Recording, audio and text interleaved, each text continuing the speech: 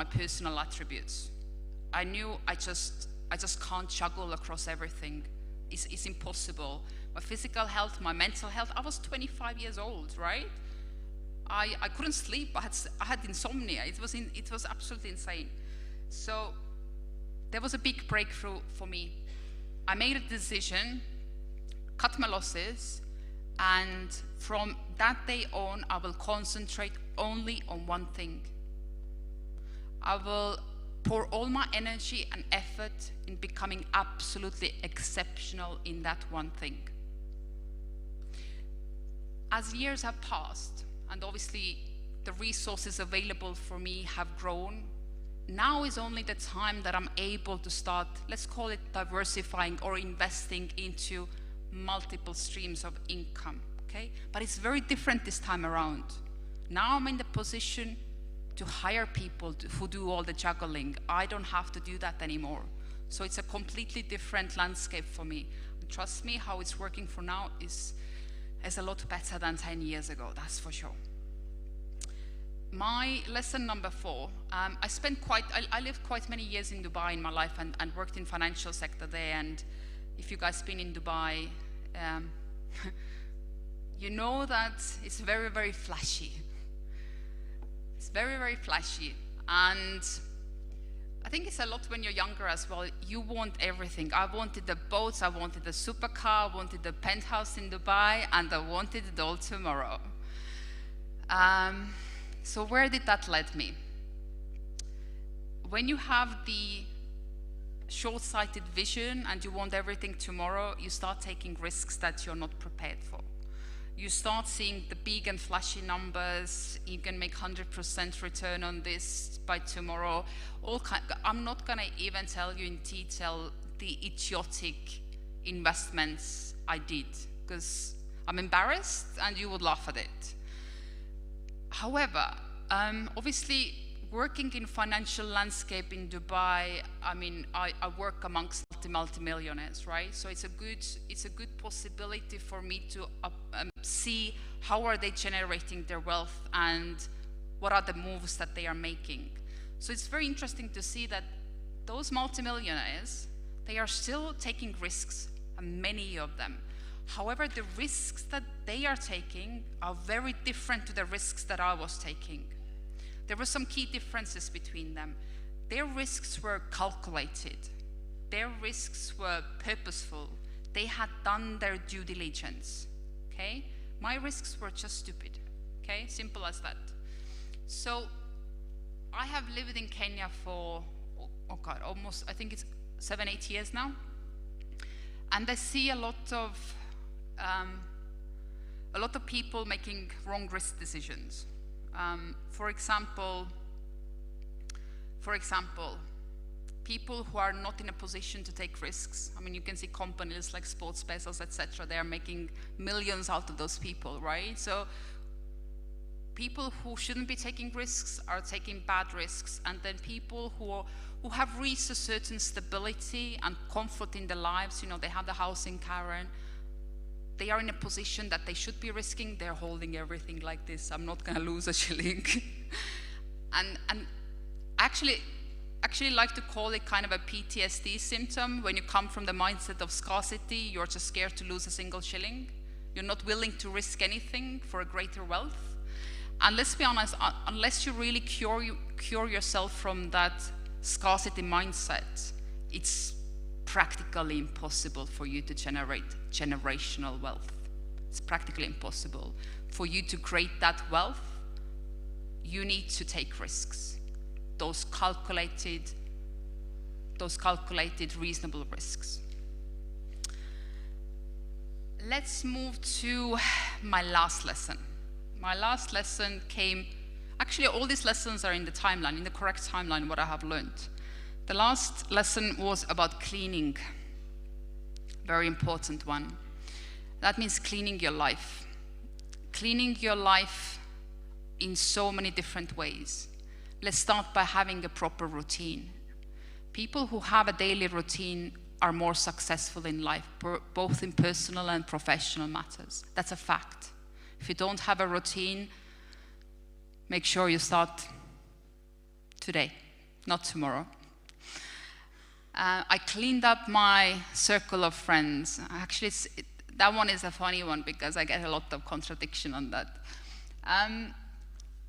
I understand that sometimes your friends come from your childhood and they've been with you all this time, but for you to reach a certain level in life, there is some people you sometimes need to cut off, right? Automatically, my circle of friends became very small. People who I cut off are just a small-minded people who speak about politics, people who speak about gossip, people who speak about other people. It doesn't aid me anyhow, right? It's just waste of time. If you join me for a brunch on Sunday with my friends right now, our conversations are very different. We speak a lot about health, about well-being, about big ideas. And of course, business is always going to be there, right? Last element that is just equally as important is making sure you actually take care of your body. You cannot have a mind that works on you optimal if your body is not at its optimal. It's a fact. You need to take care of both of them if you want to be successful in life. So these were the 5 lessons that I think had the biggest impact in my life, in changing my mindset, or moving me away from just being comfortable with being that comfortable middle class and actually pursuing a real wealth, real generational wealth. So just to recap, what were those learnings? Concentrate on earning more rather than saving everything. Don't take financial advice from your parents, in my case, from my mum. Find this one thing that you feel like you're decent at it, and really concentrate on excelling at. Put all your energy towards it. Become absolutely unstoppable at this one thing. This will generate a lot of value for you. Please do take calculated risks. Don't take stupid risks, and clean up your life. I think if you take at least a few of those items, if you take them home with you and you nurture them a little bit, I'm sure at some point of life you are able to apply them successfully, and it will take you further towards the goals that you're trying to achieve. That's it from my side. Thank you very much.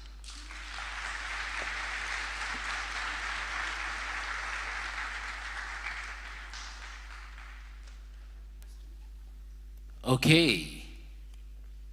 This is that part where I know you really want to ask questions. Anybody with a question? I'll take one on this side and one on that side. Question? Oh, there's one up there and one down here. Okay, so I'll take the gentleman from up here and then the lady. Since you are a gentleman, ladies first. Okay, thank you so much. So, Monica, coming from a 20-something, still accepting I'm in my late 20s now, you talk a lot about the risks you took, the failures from your businesses. What risks do you wish you took that you didn't take? Wow, you know, that's a really good question, by the way, really good question. I think in a way I've always been a little bit of a rebel, and I feel like me as a person, I've taken way too many risks, way too many risks. I wish at the earlier age I was a little bit more selective about people around me and selective around people who I'd take. It's not per se a risk, but I think it's something when I think back, I think I would have gotten faster to the place where I am today, and I would be working on greater things today already. But not per se a risk, but a regret that I a little bit have. I wish I would have been surrounded by the right advice at an earlier age. I hope that makes sense. Thank you. Thank you very much. You said your name was? Chenny. Thank you so much. Yes, gentleman up there. Hi, thank you for your kind sharing, your knowledge and experience. I just wanted to clarify a point you made about cutting off a few people. My name is Godson, by the way. You said you cut off some people who speak about politics. And that was just an example. Yeah. Don't take it word by word. I feel it's an important part of growing your business. So they work together in a sense. So what type of politics are they talking about that make you cut them off? Or can you elaborate? Because I feel like...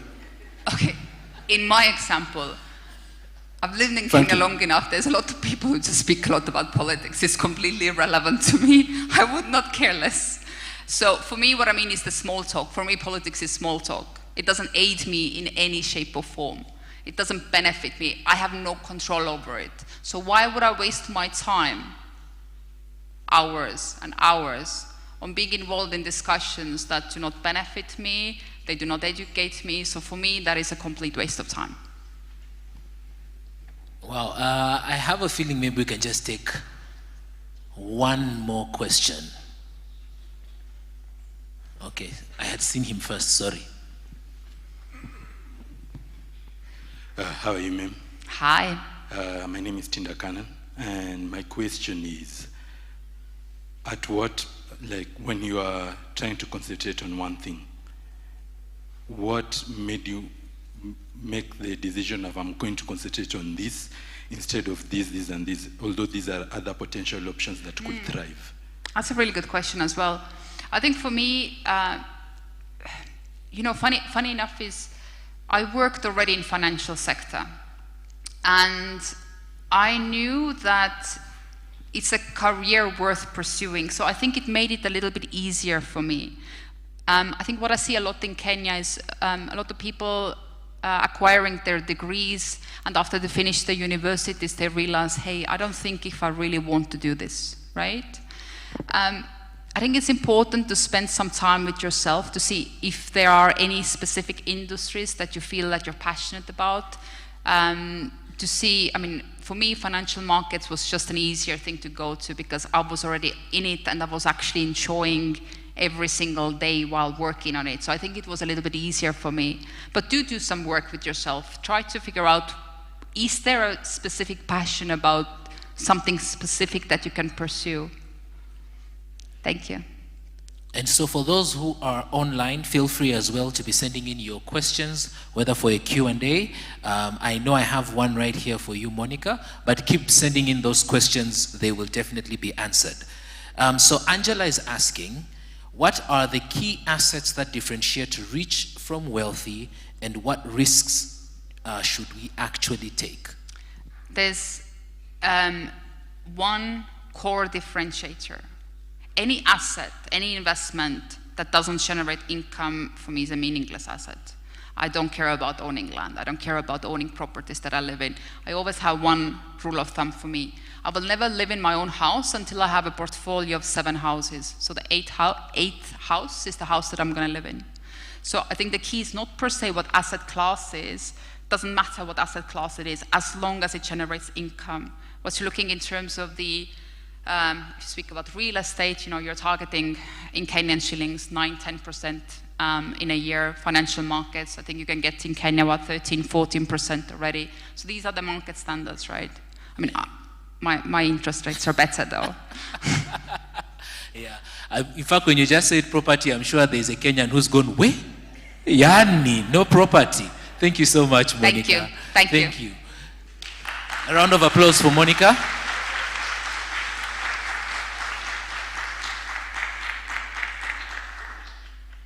So, since I'm the next person who's supposed to be sharing with you, so we're going to do it like this, eh? When I say up next, Chiton Lovu, you all clap. Sawa sawa. But before we get there, just to remind you, Centonomy really want you guys to come and register. It's now 500 bob for you to register. That's how invested they are in your future. So, feel free to register. Also, if you have any questions, just jot them down. We'll have a Q&A at the end as well and at every other point. Sawa sawa. So you remember what I said? When I said Chiton Love, all of you are supposed to clap. Tuko pamoja? Haya sawa. Next up, Chiton Lovu. Haya. Turn to your neighbor. Tell them, neighbor, neighbor. That neighbor wasn't listening. Turn to the other one. Tell them, neighbor, neighbor. Ask them, what happened? Because you must have been a beautiful baby.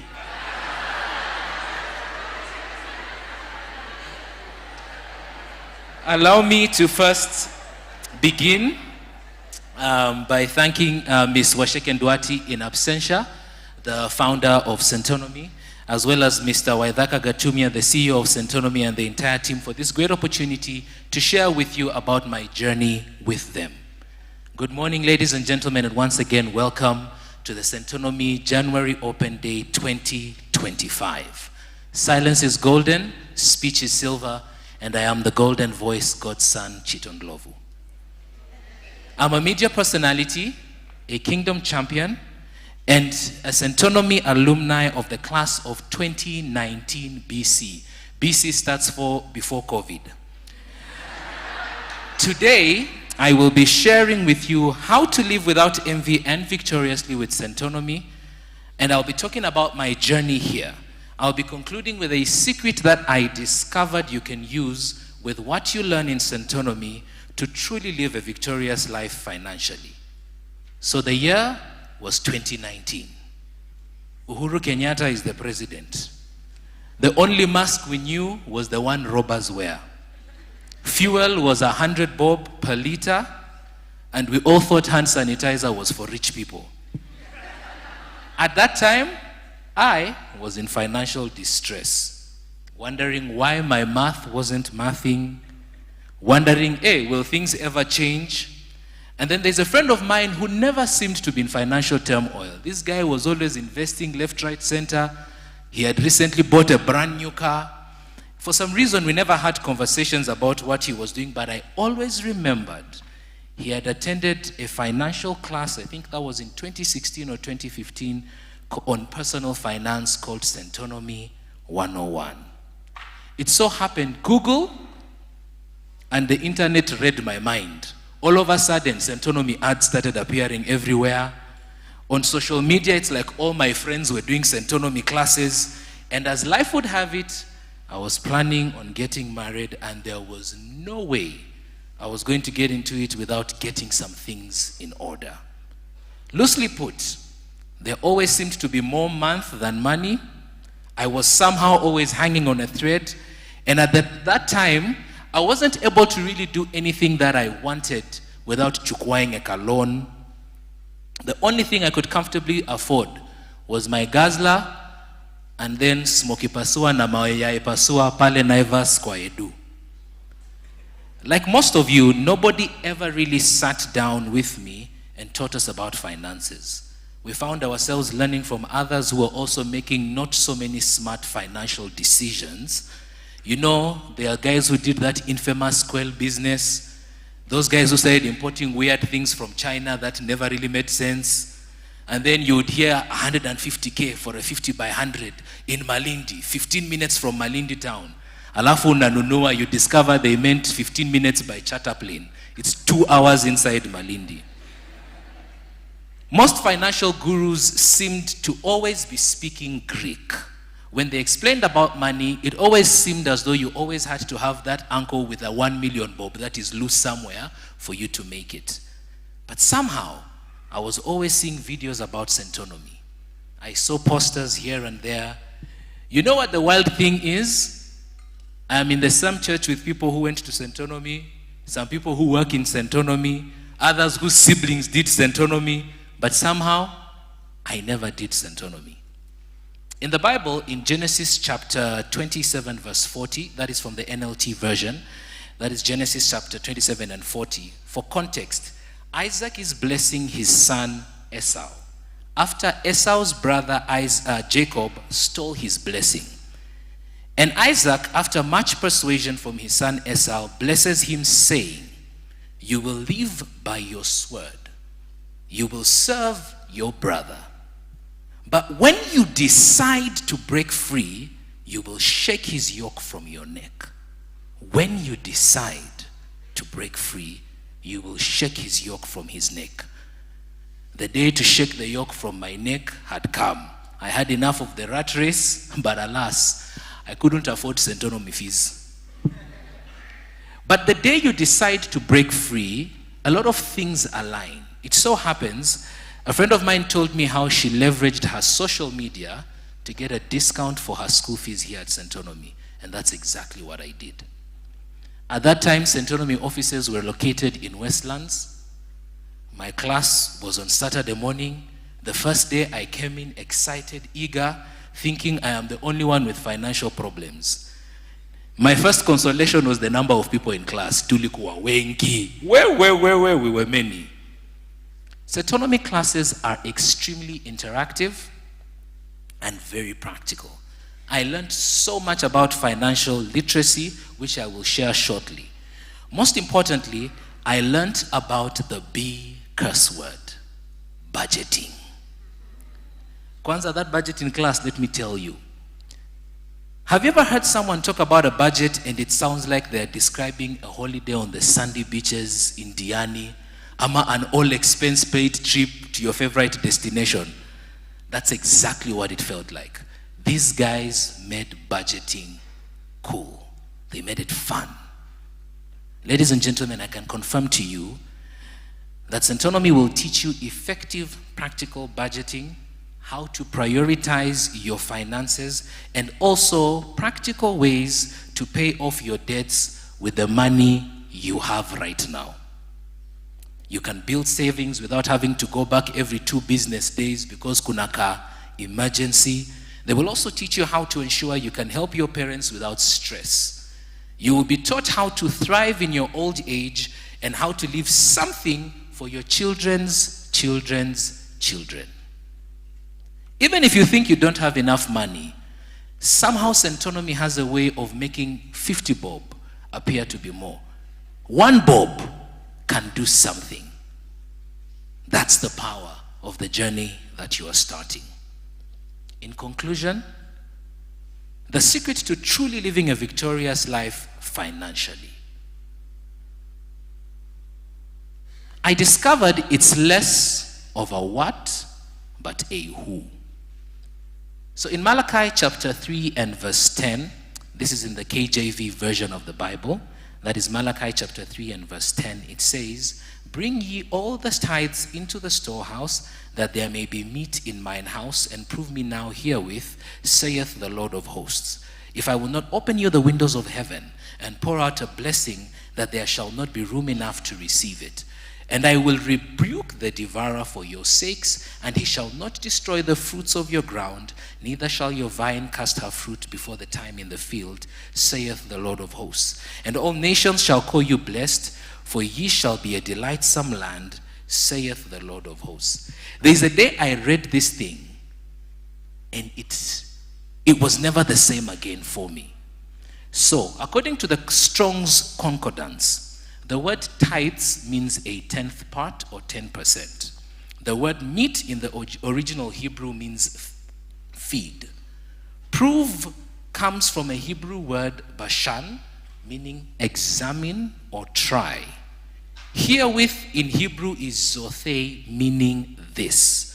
The Lord of hosts is Yahweh Sabaoth, meaning the Lord of heaven's armies. Yani, God will go to war about your finances.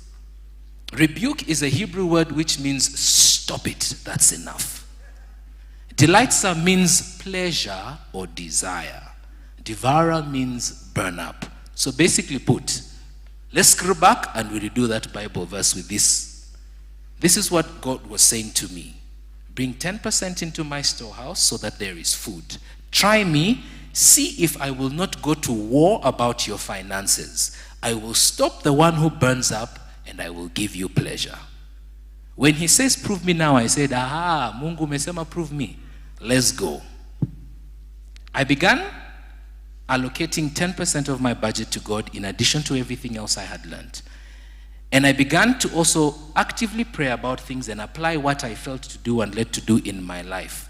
And let me tell you, it was like walking into a new kingdom of possibilities. We got a leading to move houses in order to help manage costs. This was in the middle of COVID. We moved to a much bigger space, yet our general cost of living dropped literally by 40%. And guess what? Whereas most people usually spend about 900 bob to 2,000 bob on diapers, I get diapers for 680 bob. When we compare general cost of living, we spend roughly 30% less than most people on house shopping alone. Because by the help of God, we started finding people who were selling the things that we liked, the things that we wanted, but cheaper. Example giving. Since 2022, I have been fueling my car for 5 bob cheaper than the rate that is given. 2 weeks ago, I discovered a place where I'm now fueling 7 bob cheaper. This is God literally rebuking the devourer, guys. At one point, we got a leading using the knowledge that we had gotten from Centonomy to buy a property.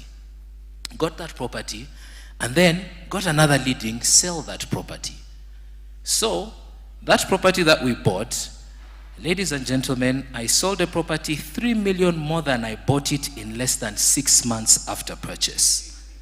That right there is a delightsome land. Will what you learn require you to put in the time? Of course. Will you have to call yourself to a meeting? Very much yes. If you are here as a husband and a wife, I would encourage you to do it together. Will you have to make certain choices? Of course. One thing I loved about Centonomy, they simply taught me how to plan for the life that I desire. I still have strides I am making and things that I want to achieve. But one thing is certain, I am far much better off today than I was in 2018. I believe when you join Centonomy, learn and practice with the help of God what you are taught, it's a sure blessing. And this is how you can truly live a victorious life financially. Silence is golden, speech is silver. I am the golden voice, God's son, Chiton Lovo. Thank you very much for your time.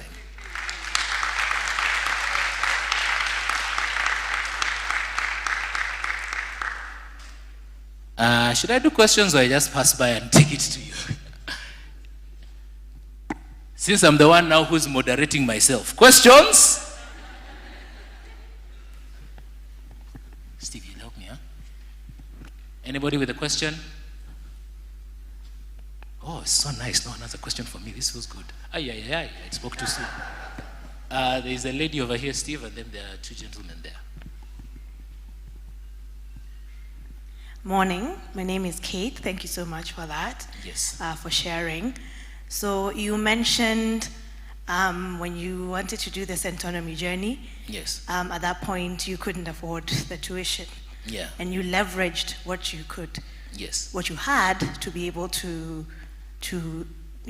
start your journey with Centonomy. So maybe just expounding on the leverage that you had to make. So what I leveraged, how many people were here earlier on before we started, from about 9 in the morning? So there are videos that have been running here explaining our journey with Centonomy. That's one of the things I leveraged. So these guys, I didn't even know they've been playing my videos all these years. I recorded this thing, I think that was like in 2021 in the middle of COVID. And they're still playing those videos. That's one of the things I leveraged. The other thing I leveraged was my social media. So I was running some ads for Centonomy because I'm a media personality. I was running some ads for Centonomy, so I leveraged that as well. Value for value. Steve, there's another question on this side. Ama uko na sauti ile kubwa unaweza ongea tu. So there's a gentleman at the back, then there's a lady.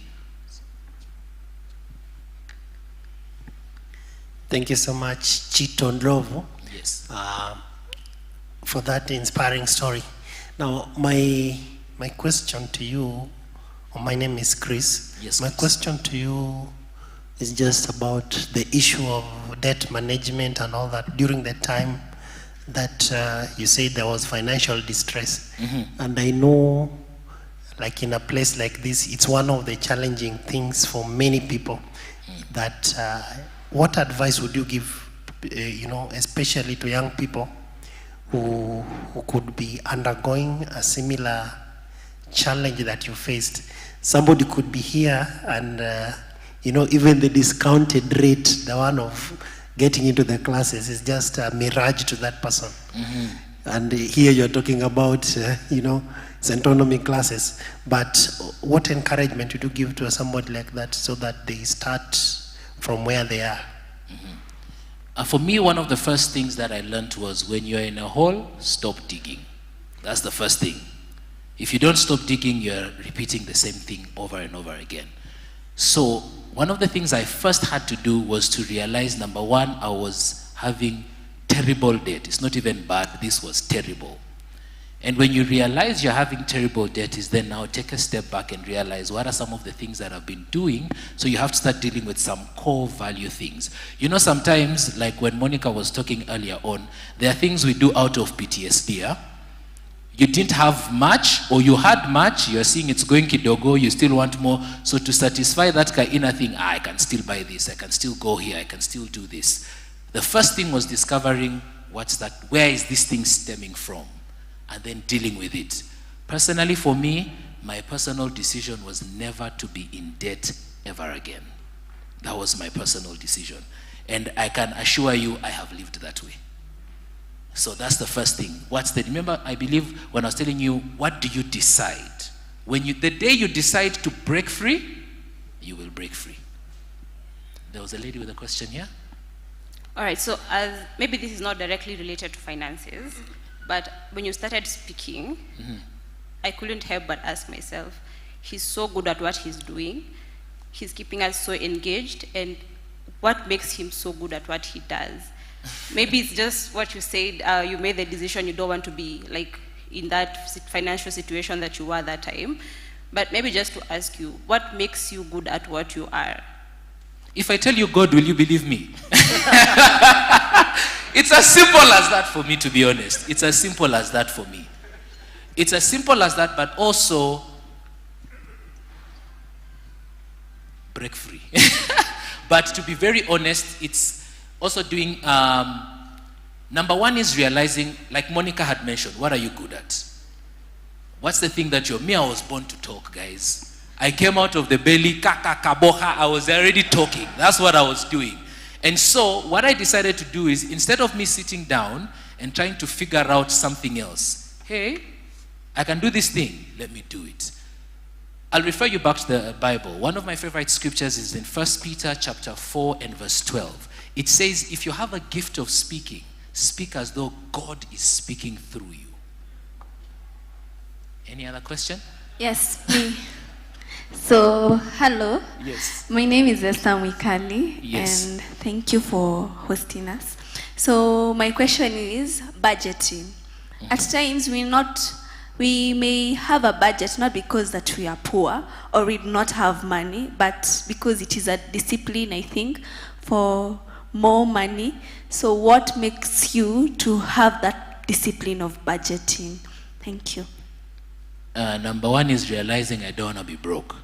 The thought of being broke makes me want to sit down and budget and plan it out. See, okay, by show of hands, has anyone ever been broke? Show of hands, would you want to be broke again? Budget. And that's why I'm encouraging you to sign up today. Because it's not just about head knowledge budgeting. You don't just sit and you start scribbling around and doing stuff. There's a way you'll be taught how to do it that is effective. So then, if you are in debt, as he had asked before, how you plan yourself helps you get out of that debt. If you want to get to a place like Monica where I want to have that 7th house and live in the 8th, it starts there. What are you planning? That's where it starts. And so I can't express to you how much I believe it is important that you should sign up today. It's only 500 bob, guys. Let me tell you, it seems like a lot now, but I can assure you, this is 6 years ago. My life has never been the same. Literally. Hii story ya jaba. Hii ni ile ya ukweli. And the friend of mine who I was telling you when I was sharing my story, that friend of mine, we are literally age mates. This guy has 103 apartments. He learned those things from Centonomy. Hey, Annie, by the way, you guys are going to pay. Hey, the way I'm telling you guys, I'm just like, okay. One last question. Hi, thank you, Tito. My Yes. name is Kate Mombi. Thank you for the very insightful session. Umesema si story ya jaba, so See Japanese. if it's okay with you, do you mind telling us where you get the 7 bob cheaper fuel? I had a feeling someone will ask me eventually. I had a feeling. But I have a more serious question though. From your experience in your Centonomy class, do you get a chance where you network with people? How did it come to you that when there was a lucrative property that was ready for buying, you are able to buy it and resell it within such a short time? Is it your networks that enabled that, or was it an initiative from your personal life? Two things. So, remember, one of the things that I said was the lessons that I learned here in Centonomy. Very practical things. So, whether it's in your budgeting, investment opportunities, and things like that.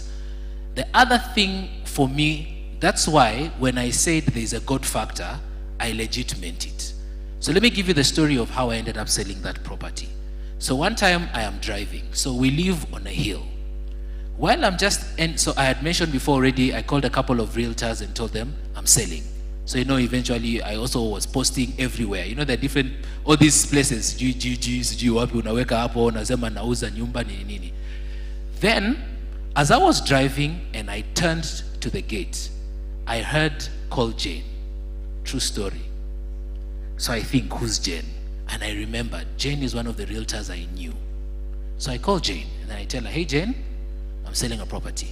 So Jane tells me, cool. This property had been on the market for about a month at that point. Not a single person had gone to see it. I called Jane, like 5 people saw it that week. On Friday, I called Jane on a Tuesday. On Friday, I remember I was in Naivas Prestige Plaza with a Zambian friend of mine. And Jane calls me and tells me there's someone who wants to buy it. Now, this is the crazy part. That's why I said, for me, there's a God factor. The person who came to my property had seen another property 5, I think, blocks before. Same size, cheaper. Came to mine, didn't even get inside, just walked around and called and said, "I'm buying it cash, no negotiation." That's why I said there's a God factor. So there's a network factor which can work, but for me, I have seen the God factor also works. Fuel 7 Bob, uliza Mungu. Okay, yes, I saw your hand was up then. Oh, there's also a question up there. Hey guys, unajua Pinky Gelani has come with her husband and he's not presenting it. Okay, let me start here since you can use mine. Thank you so much, Chito, and I'm not even going to bother trying to pronounce your last name. I don't know if you have this problem, but maybe you can answer this question for the sake of those who have this problem. How do you deal with black tax? I'm sure you know what that is. Thank you. How to deal with black tax? I'll be very honest in saying one thing, however. I have not found myself having to deal with it from a family level, thank God. From a friend level, yes. Especially from a friend level when you're people you grow up with, they start looking at you. So how do you deal with black tax? Just stop answering people's calls. It's the truth. See you, okay, let's be honest. How many of you have that one friend you know only calls you when they need money? Anyone? Mbona unashika simu? Wacha kushika simu. Send a message, and you know that message for kindly text in a meeting. It's true. You're in a meeting with your thoughts. So nandika tu hapo in a meeting. That's the best way to be honest, that's the best way to deal with it. Yes, you had a question up there? Kama umeenda out of range. So that's the last question. Yes? Yeah, Hello. I think, yes? My name is Winnie. Mm-hmm.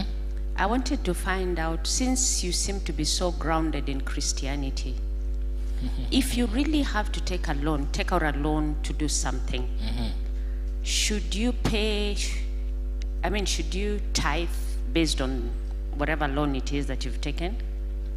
Tithing on the loan? Yes. Hey, that's a new one. That's a new one. I've heard it all. Not heard that one yet. Hey, this is you're putting me on a very murky ground. Like you're putting me on a very shaky ground. This is how I'll answer that one. Give to Caesar what belongs to Caesar. Give to God what belongs to God. But you're loan near Caesar. Loan near nani? So patia Caesar what belongs to him. Sawa. Let us welcome Mr. Waithaka Gatumia, who's going to be coming to talk to us as well.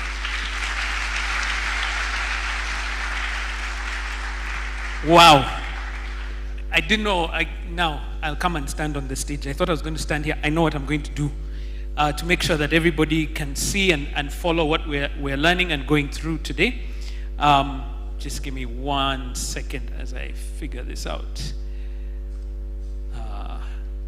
I think that's where we will be.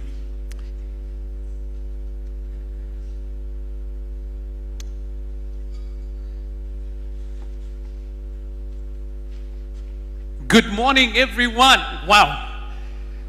You all came after we had arrived. I had not seen you all. Hi, everybody up there. Good to see you all. Wow. Wait, Pinky, till you come on this side. You thought the place was full. It's full up there. I know we've got about 1,000 people plus who are watching online as well. Welcome to you guys. Wave to everyone. The cameras are picking you up there. Wave so the guys online can see you. Thank you. Thank you so much. And also for everyone who's online and who's following through Zoom or any of the other platforms, in the chat box, please write where you're joining us from. We would love to engage with you. Wow. First of all, this is the first Centonomy Open Day for a long time, Chito, that I've not emceed, and I'm so glad that I'm not doing that work. The pressure is on you, and you're doing an amazing job. Come on, guys, give him a hand. Chito is amazing. I wanted to encourage you because what you said, and people were asking about this, and Monica also mentioned this. She took something that she was excellent at and developed it. So not just the fact that you're able to speak gives you the right to come and stand in front of everybody. No. But that you have taken that gift of speech and actually developed it. And that's what I've seen in you, Chito. That's amazing. Thank you so much for what you've done. We want to discuss today, and hopefully you're going to take a few lessons out of this, financial power moves. And that's our theme for today. And we want you to leave with some information that will help you to take steps today. Something that I learned recently, and I guess all of us can kind of feel this. Have you heard people say that we are all in the same boat? You've heard that, yeah? That is a lie. We are not in the same boat. Please understand. It's not the same. There's a gentleman called Damien Barr, and he wrote this. We are not all in the same boat, but we are in the same storm. Some are in super yachts. I think you heard Monica talking about yachts, isn't it, right? And some are with just a boat with an oar. In fact, some are in kayaks, others are swimming. Please understand, when the storm hits, you're not in the same position. And this is what the storm looks like. Employees, can I talk to you for just a moment what the storm looks like? Did you notice something called SHA that arrived? See, that's a storm that is taking us. Okay, good. Did you hear affordable housing? Is that not a storm that is taking us? Isn't it? When you hear about the changes in income rate, in exchange rates, isn't that not a storm that takes us? There are things that are affecting each one of us, but there are people who are navigating that storm. They didn't even feel the wave. But you, on the other hand, may be covering that wave and it is taking you over. And sometimes that can make us feel powerless. I don't know about you, but do you ever watch the news and feel like, oh my God, what could I do? I can't change that. And it can make you feel powerless. To you, if it is the politics of the day that is disturbing you, I'm encouraging you, please vote so that the next government is more like the one that you want. But for the rest of it, I think we need to take some personal action. I'm going to encourage you and tell you this: take control of what you can. In fact, there's a prayer, if you've heard of Alcoholics Anonymous and other places where they get some help, and I think all of us need help to some extent. They pray this prayer. It's called the Serenity Prayer. And it says this: God, grant me the serenity to accept the things I cannot change. You know what? Those things I can't change. But, listen to the next part, the courage to change the things I can. Now, listen, I cannot change SHA, I can't change SHIF, I can't change affordable housing, I can't do those things. But guess what?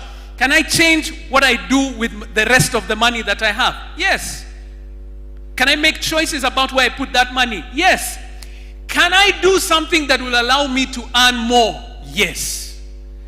So what are you doing? The courage, and it takes courage. Because guess what? Employees wave at me, just so that I understand. You have a job somewhere. You're working for someone else. I want to see how many people are employed somewhere. Good. When's the last time you asked for a review? An appraisal? Have you asked for one? Some people, some have. Most of us hate appraisals, isn't it? Because now, they're coming to check. But if you become more valuable in your workplace, isn't that an opportunity for you to be able to earn more?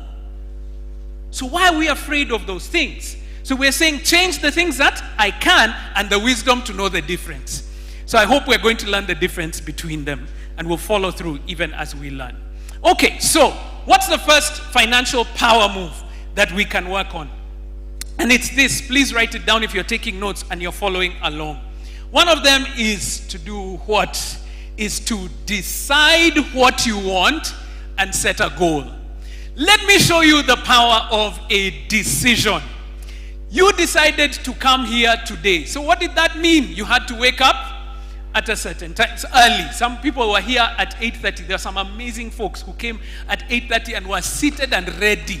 So you had to wake up early. You had to dress up. Hey, you look good, first of all. Yeah? You had to take a ride. You had to spend money. You had to put aside everything else that you were planning to do for this morning and show up in this session. That's the power of what? A decision. But if you had not decided, and for those who are online as well, you decided, hey, I'm going to register. So you put your name down. And that registration means that you need to have data to be able to attend. You needed to have Zoom in order to log in. The decision caused action in your life. So make a decision. And making a decision may not just be as simple as what you think. We use this example in the class, and I'll challenge you on this. I want to live in a nice house. Is that a good thing? But what does that mean? It means absolutely nothing. What is a nice house? Which one? Where is it? How much does it cost? So what is a nice house? Somebody tell me. A nice house. Hey, we're in class. What is a nice house for you? It has a garden. How big? Half an acre. Now you see we are somewhere. So half an acre. Is it near Nairobi or is it in another county? Which one is it? It's in the suburbs. So is it within Nairobi or in another county? Another county. So you see, if it's within Nairobi and it's half an acre, and a half an acre outside of Nairobi, they're not the same thing. Half an acre in Westlands is not the same thing as half an acre in Kiambu. So which one is it? It's in Limuru. Now you see we're getting there. Now if you say it's Limuru, it's on half an acre, what kind of house is it? What kind of amenities does it have? Because if we just say it's a nice house in Limuru, it means nothing. So we're changing it and we're saying decide what you want and set a goal. Why? Because that goal will inform you. If it's that nice house in Limuru and you're earning maybe 15,000, 20,000 a month, will you ever get there? No. So part of your financial plan will be to say, I am earning 15,000 today. How do I get to begin to earn 150? How do I get to earn 1.5 million? Because if I don't do that as part of my financial plan, I'll never move forward. So some of you are thinking, and please do not get lost in this, please. Some of you are thinking, there's a special secret investment, Chito, isn't it? That no one else knows about. That suddenly you're going to be able to meet, right? And you'll put only 150 bob. And in the next 2 years, you'll be a multimillionaire. Yes? See, that's the one we want. Doesn't happen. We need to make conscious decisions that will guide our actions that get us there. And the decisions, we'll talk about investments, but it starts off by saying the decision that you make and then the actions that are going to get there. So what's power move number one? It's to do what? Decide what you want and then do what? set a goal. Can I give you the definition of a goal? A goal has a timeline, when, and it has a cost, how much. So when do you want to do it? By when? Because it forces you to work towards that goal. If you don't know when, you're just kind of putting money and you're going to go there. In the class, we assist you with goal setting because we can be able to see, if I invest this amount over this period of time, by when will I get there? And we're going to discuss that even as we go along. So let's get to financial power move number 2. Number 2 is what? Learn. I know you've heard this over and over again, but knowledge truly is power. Knowledge is power. Did you hear Monica talking about mortgages? How many of you have actually seen a mortgage? Would you like to see one just now so that you understand? So that's why I was kind of trying to sit. You guys, you'll see my head disappear. Don't worry, I'm still here. I just want to show you what's happening on the screen. So let's follow this together. And I don't know, I guess the guys who are on the cameras, you might have to focus on this screen because it won't be up on the main screen there. So if you can put your camera there, people can be able to see. So that house in Limuru that we were looking at, how much do you think it would cost? Just give an estimate. That half-acre, nice house. Yeah, 35 million shillings. So let's do that. And doesn't matter the currency. For those who are outside of this country, don't be too worried. The mathematics is the same. And when we're dealing with our classes, we're able to translate that into your currency and you're able to put in your numbers. But I want to give you a practical example. So it's 35 million. So 1, 2, 3, 1, 2, 3. Mortgage rates that you're able to do. So now, because it's 35 million, it's outside. Are you able to see clearly? I think you are. Can I make it a bit bigger? Then you're able to see. Okay. So, what does this mean? Your 35 million, remember we have affordable housing loans that are available right now at 9.5, but it's only for a maximum of 10 million. So you have surpassed that. So what do you think the average mortgage rate? Who knows? Bankers must be here in this room. What's a mortgage rate that you're going to get right now? Shout at me. What percentage? 15, about 15%. You might be able to get. Maybe that's in your bank that you're there. So we're going to get it for 15%. Okay? Great. For how many years are you going to take this mortgage? 20 years. Okay? You can go up to 25. But since we want to finish it as quickly as possible, we'll take it for 20 years. Okay? So let's do that. So let's do 20 years. So good. 35 million at 15% for 20 years. Now, this is the part that we understand and we sometimes we are okay with. But I want to show you now the main part that you should pay attention to. So if I borrowed 35 million at 15% for 20 years, I'll be paying 460,000 shillings a month. Okay. How much is the rent in that house? If you were to rent 35 million, maybe just under 200,000 a month. Just under 200,000 a month to rent. But now you are paying how much? 460 for how many months? For 240 months. And this is the number that I want you to pay attention. This is what Monica was telling you. How much interest are you going to pay on that house? 75.6 million interest alone. So how much then did you pay for this house? $1 million. So, now that I've shown you this mortgage, now what do you feel?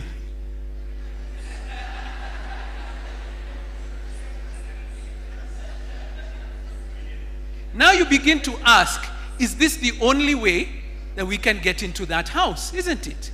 And you start making choices that are going to shift the way that you decide. And you'll say, possibly. And that's the thing, because this is going to lock you in for 20 years. Okay? Now, the value of that property will definitely appreciate over time. And we talk about that appreciation.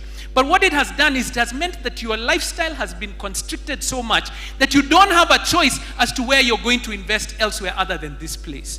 And so we want you to begin to make a decision and say, okay, that house maybe is a future investment that we would like to have. That's the place that we'd like to be. Or you could even say, hey, guess what? If I can afford 460,000 a month for this mortgage, can I not afford to go and rent there for 200? And then I have 200,000 extra that I'm going to be committed to do what? To invest elsewhere. So we didn't say you can't live in that house. We're just saying, what decision are you making? And if you know the decision that you're making, then you're going to look into the future in a different way. Do you see the power of learning? We have over 30 hours in the class. I don't have to, and I'm not even the expert.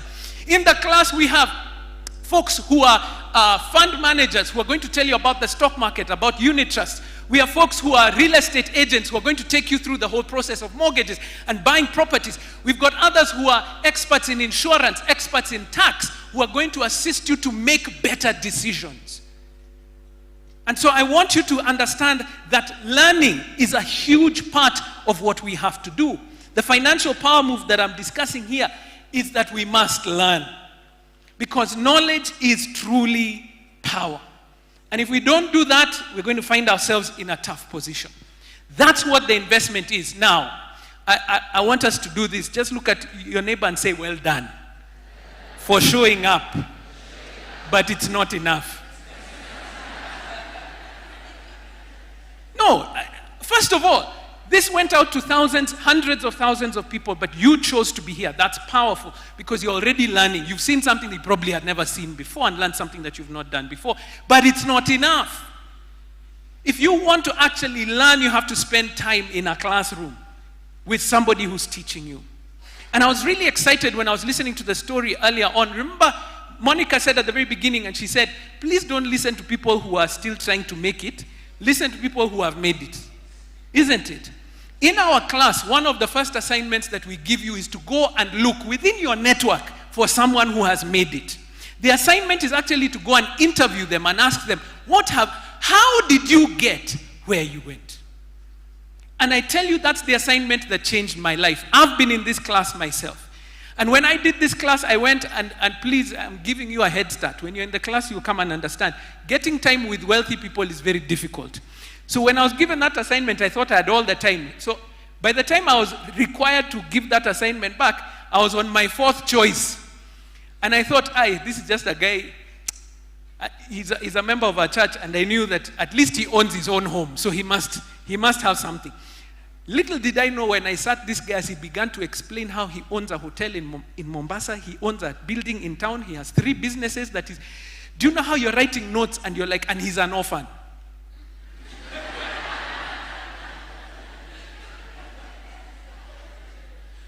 So many times we give ourselves excuses. Where I came from, I have no chance. Until you listen to somebody's story and it changes your mindset. So are you ready to learn? Learning doesn't happen in a space. This is awareness. You are now aware. Learning happens where? In a classroom. And that's what I want you to get. So that's power move number 2. Power move number 3. Take action now. Here's something that we always do. There are folks who are coming to the Centonomy class now. And they tell us, it's so funny. Waithaka, you know the first time I heard about Centonomy, we are celebrating 16 years today at Centonomy. Not today, sorry, this year in April, 16 years. Thank you. That's a sort of a clap. Good. Now, when we started the Centonomy 101 program, it was not 49,500 shillings. No, for you guys it's 48,500 because of your discount today. It started in the 20s. I think it was like 20,000 or so for the first class. So somebody's coming now and saying, hey, if I had only done this 10 years ago. So many times we're thinking there's going to be a time when there's a perfect moment for you to do it. Hey, there's always going to be a perfect moment to make the investment. Let's do a quick question here. When was the perfect moment to buy Bitcoin? Does anyone know? The perfect moment to have bought Bitcoin was in 2008. Because one was less than, it was like a shilling for a Bitcoin. Good. So we shouldn't buy Bitcoin today. You're waiting for another perfect moment. Guess what? It doesn't exist. The perfect moment is when you have done your due diligence, you have understood the investment that you're about to make, and you take action now. I don't know what the future holds. I was listening to a story. Can you just imagine this on the BBC of a gentleman who bought Bitcoin early on. I think he had something like, I'm sure I'm wrong about this, but you get the point. He had bought about 1,000 Bitcoin 20 years ago. 2008, yes, it's still within that period of time. Then his girlfriend of the time was clearing out things, and because she threw out his hard drive, which had the key to his Bitcoin. About 1,000 Bitcoin today would be worth how much? If each is worth over $100,000. But because there was no attention to the potential of what was going to come, didn't pay attention, it was just something he did on the side. When I'm saying take action and practice what you learn, I mean do it when? Now. There is never going to be a perfect time. The perfect time is to do it now. Now, does that mean that every investment is going to be perfect? No, but guess what? You'll learn.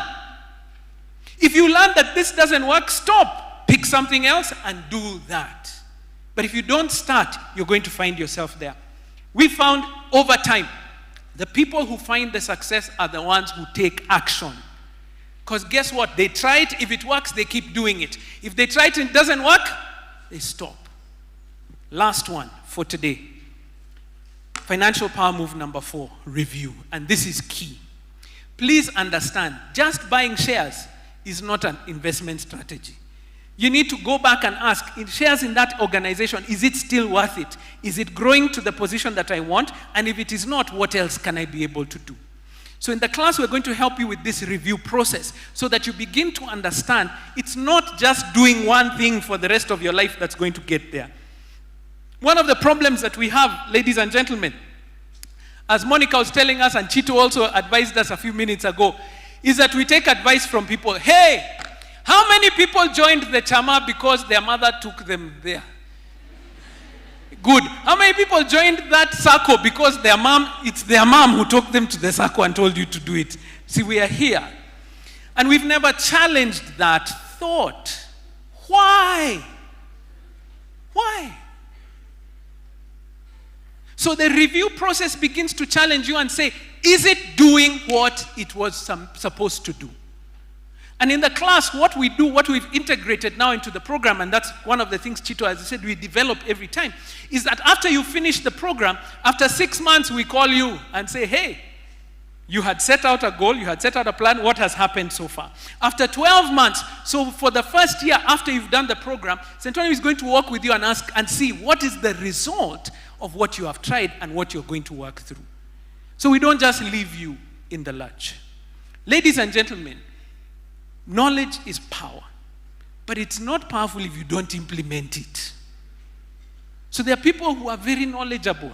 It's always bothered me, ladies and gentlemen. Doesn't it bother you? You would think that the wealthiest people in the world would be university professors, right? Because they have studied to the highest level. But many times, it is here, but not in action. Then you find somebody who hasn't even gone to school. Can you think of someone who you know who has never gone to school but is wealthy because they found one thing that they are good at and done it well? I don't know if I should do. I've done that joke so many times, but I'll do it still, Chito, for your sake. In high school, we were doing our maths exam. See, the KCSE has just come out. And we're doing our maths exam. And so you're told you may now open the paper. So everyone opens, and you hear that noise, then there's silence. Then from the back of the room, you hear a laugh. Ha! Guy put his head down and slept. He didn't finish his maths exam. That guy is one of the wealthiest in our class today. Because he can sell you a car like no one else can. Now, he will not account for that car. He has an accountant. But he'll sell you the car. So what do you have that will set you apart? Ladies and gentlemen, I want you to understand We're not here just to have a good time. We want to change and transform your life. And that transformation does not happen in a 2-minute presentation or 5-minute presentation like we've done. It's in purposeful steps that you're going to take that will help you to manage your money. It'll help you to invest and know how investments work and to protect your money as well. That's what the program is doing for you. We want you to understand that we are trying to help you accelerate your wealth creation journey. We want you to understand that the class starts on the 6th of February. And I know this question comes, when's the next class? There'll be other classes. Guess what? We've been doing this for 16 years. There'll be more classes. But you'll come back and ask us, when the class is over 100,000 shillings, you'll say, I wish I had come when it was only 48,500. That's what it is for what we're going to do here. So this is how the program works. Ladies and gentlemen, this is one of the reasons I joined Centonomy is because of the amazing work our founder, Washeke, did. She set up a program that answers the financial questions from the beginning to the end. It starts off by addressing you. If you've heard what we've been talking about so far, one of the biggest issue that we face is up here. It's not the investment instruments. Guess what? Africans, Kenyans. I'm saying this because majority of people who are watching us are Africans across the world. We are saying this, investment options are available to you now. Now, if you want to invest in Microsoft, you can. If you want to invest in Nvidia, you can. If you want to invest in Apple, you can. So now you have no excuse as to what options are there. The problem is, what money are you investing? So if we don't address that at the very beginning, we talk about personal money management. What Chito was talking about. What decisions are you making on a daily basis? How can you earn more? How can you grow? And how do you organize? Hey, if you thought Centonomy 101 is a budgeting class, you are wrong. It is not. We spend all of 15 minutes discussing a budget, which then you use for the rest of your planning. That's it. 15 minutes out of over 30 hours of material to assist you with that. Then we talk about, in this thing, it's called time value of money. Now, is there anyone in this room who is below the age of 20? No, please, Pinky, just put your hand down.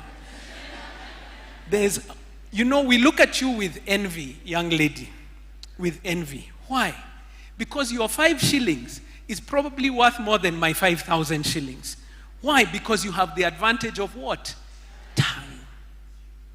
And the problem is, you do not get that advantage of time unless you start when? Now. Even in your circle that's earning you only 10% a year, if you start investing 5 bob every day, every day, every day, by the time you're my age, you'll be a multi-millionaire. But you have to start when? Now. So in the time value of money class, we do calculations to help you see.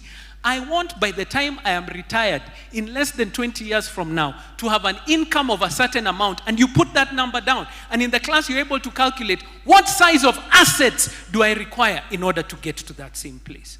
And then we work backwards and say, good, if I want the assets in the next 15, 20 years from now, what investments do I need to make today? And if there's a disconnect between your current income and that investment, we solve the problem of what? Income. We also ask you a question. What do you do with your time? So let's do a quick question.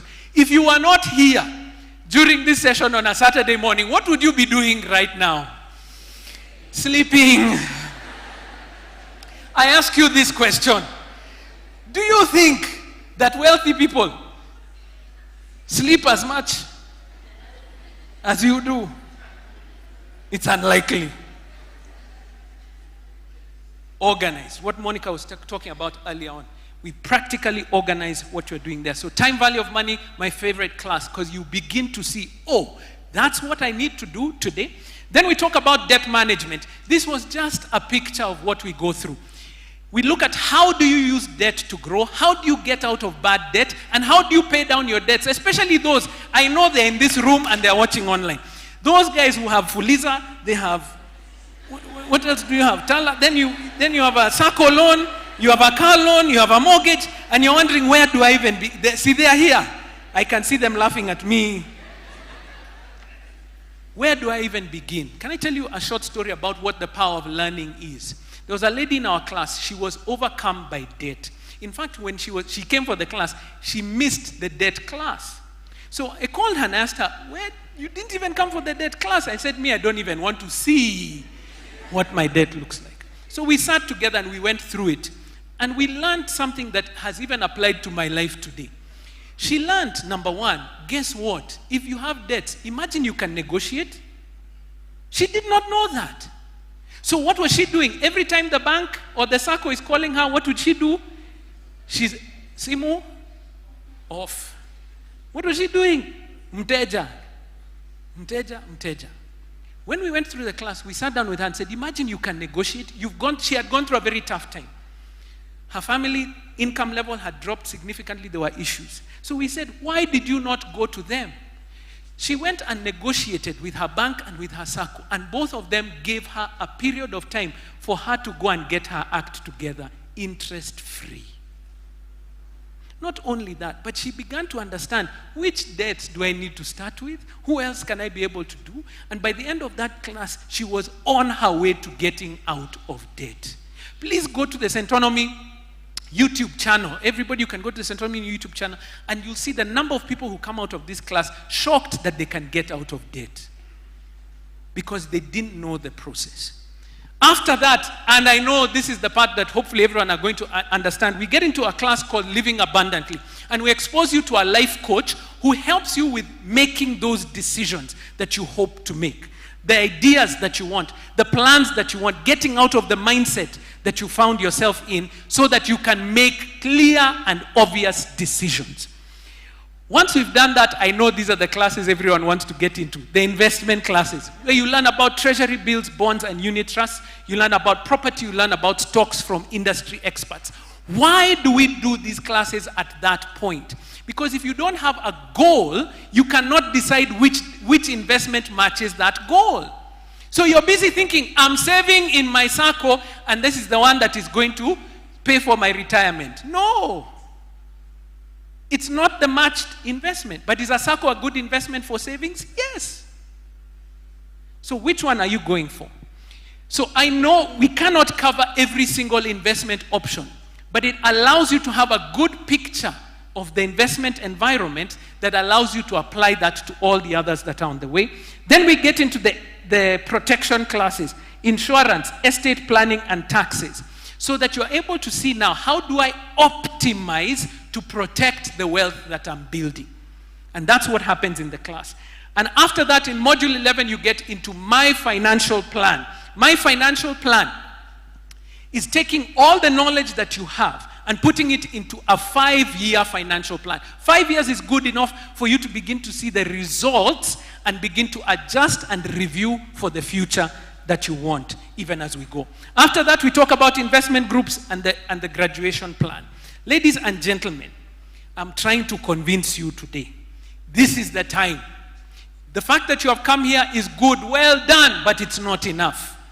I want you to begin to understand that we've made it as affordable as we possibly can. If you are able to do it, you can do it in 3 monthly installments, so you don't have to pay the whole 48,000 shillings upfront. You can pay the registration, and by the time we're starting the class, the first installment of only 17,000, the next installment after 1 month, 4 weeks later, 17,000, and then the last installment after that, 14,000 shillings. I want to clarify so everyone understands. You can see how you can be able to pay. No, I wanted to go back. Where is this? The classes run weekday evenings at 6 p.m. or Saturday morning, like where we are at this time. And you can log into the classes from anywhere in the world. And this is what makes the class as rich as it has been. Right now, you're able to log in with people across the world. We've had people from every continent on earth except for Antarctica. And it's so powerful when you hear the stories in all these areas. Somebody was asking about networking. You'll be put into groups where you do some group work and you're able to network very well. And within the class, we're able to share contacts that allow you to be able to grow your wealth. So the classes run online from anywhere in the world. So this also, it saves you fuel. It saves you time in traffic so that you can be able to achieve your goals that we're talking about. So the classes run online via Zoom, and you are able to do so as we go along. Take that time right now, even Chito, as we take a couple of questions before I sit down, to be able to register and come. For those who are outside of Kenya, we'll put that for you on the screen as well. So this is for everyone who's there. Those who are online, you can take a quick screenshot so that you know how to make your registration. The 1,000 shillings off your registration or your $10 off is only valid for today. We're trying to get you to take action now. So if you want that discount, make the registration today. After that, tomorrow you'll come and pay 1,500 for the same thing. So make that choice as we go. For those who are online, take another quick screenshot. You can pay $5 if you're outside of Kenya. It's only $5 to register, and then we'll send you the rest of the details that are there. Quick screenshot. And finally, you can be able to use Mpesa or PayPal for the payments. You can be able to do that. Ladies and gentlemen, do you have questions? Before I move, there are many as we can go, and I'll try and answer as quickly as possible. Yep. Thank you very much for this amazing presentation. Are there in-person classes? You mentioned online. What about in-person? So we are no longer running the full program online, in person, but we are trying to do meetups during the session just to be able to network and do a couple of other things like that. Especially the graduation, you'll get to meet quite a few of the people who are in the class. Yes. Hi everyone. Hello. Frida Nguku is my name, and I'm an alumni of Centonomy. 2019, same classes. And I'm here to say, if you're thinking about signing, please sign. That week can wait. This was the one thing that made me go through coronavirus thing, because I was very bad with management of money in 2019, and I was making a lot of money. But right now, looking back, those years, it's just Centonomy. It just has to be Centonomy, because I made a lot of changes. So if you're thinking about it, just sign up. That's just it. My question is, after, because I've already gone through the class, thinking about coming for the entrepreneurship class, which I think you still have. Now, my other question is, do you have an option where you can work with someone as a wealth manager for you, for me as a person, for like a year? Okay. So, real quick, I did not plant her there. Those are her own words. So thank you for doing that. Yes, you have access to all the trainers that we have as well. And please do reach out to the client relations. They'll be able to hook you up with the trainers that you require to help you along the way. So that is available. And it is available to all alumni. You have access to the trainers for the questions that are required, and you can be able to follow through on that. There are a couple who actually do individual training by themselves, and we'll help you out with that. Yes. All right. Good morning, everyone. Good morning. My name is Ryan, and my question is, you talked about taking action, and I think that has resonated with me so powerfully.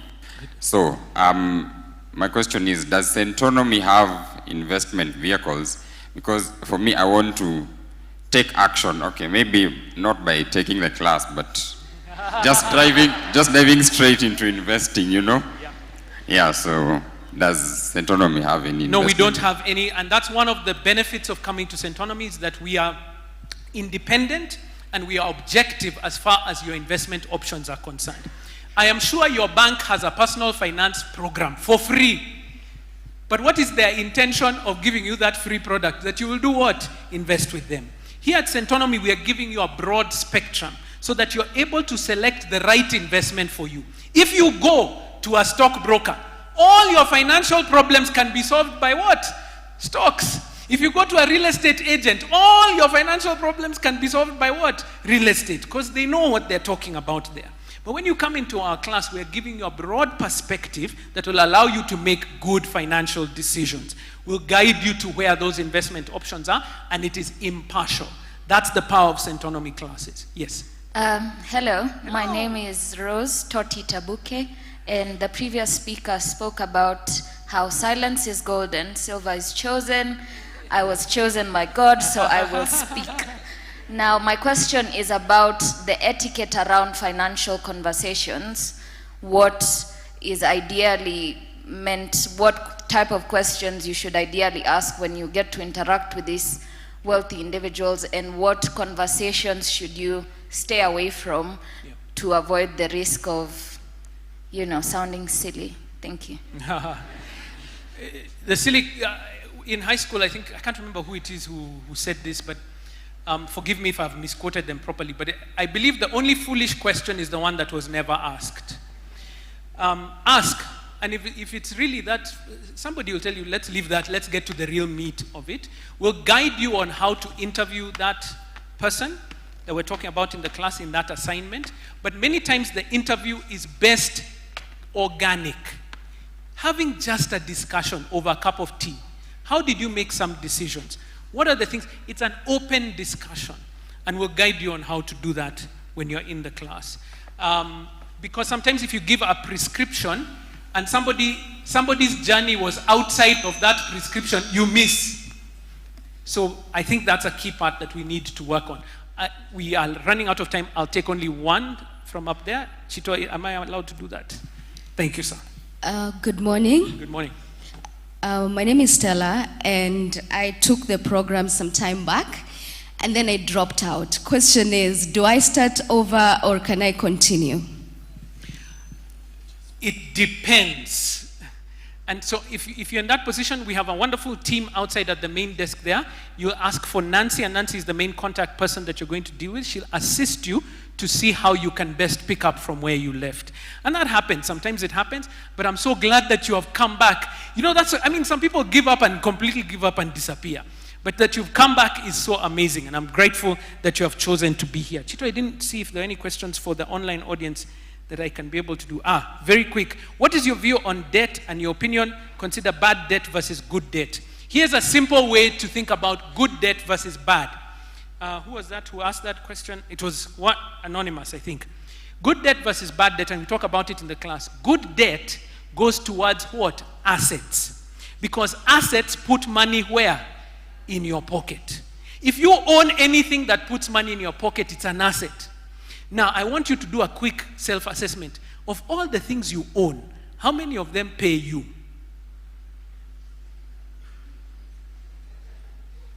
The things that, your sofa, does it pay you? Your TV, does it pay you? Your car, does it pay you? Your land, does it pay you? Your house, if you own it and live in it, does it? So we have a discussion around that. Bad debt goes towards consumption. So if you're borrowing in order to buy something that you're going to use and eat and it disappears, that's bad debt because there's no result out of that.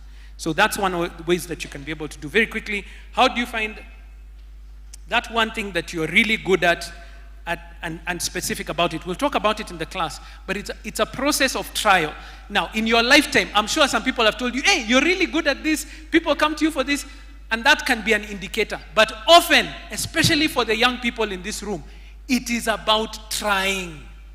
If you go and try and you fail completely, leave that thing, try something else.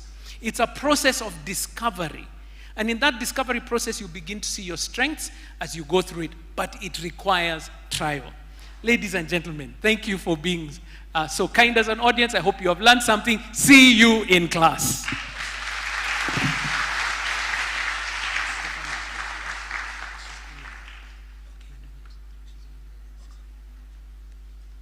Hi, round of applause for Ithaka once again. I know you've been seated for a while. There's a lot of information coming at you. Your brain has done that thing where it's paused. It's now like, wait, just stand up, kidogo. Just stand up. You know you want to. You've been just like, wait. You stand up, stretch it out. Imagine yourself on holiday in December when you spent that money. And then think and ask yourself the vital question. If I heard this speech then, would I have done what I did in December? You've stretched out. Your mind is relaxing. So we can have our seats.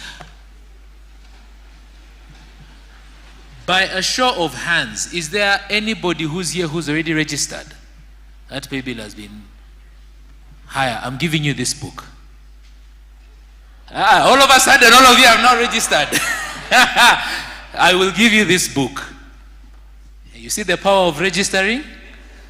Just like that, she's gotten her book. Let me tell you, it's a powerful book. She's coming, she's bringing it to you.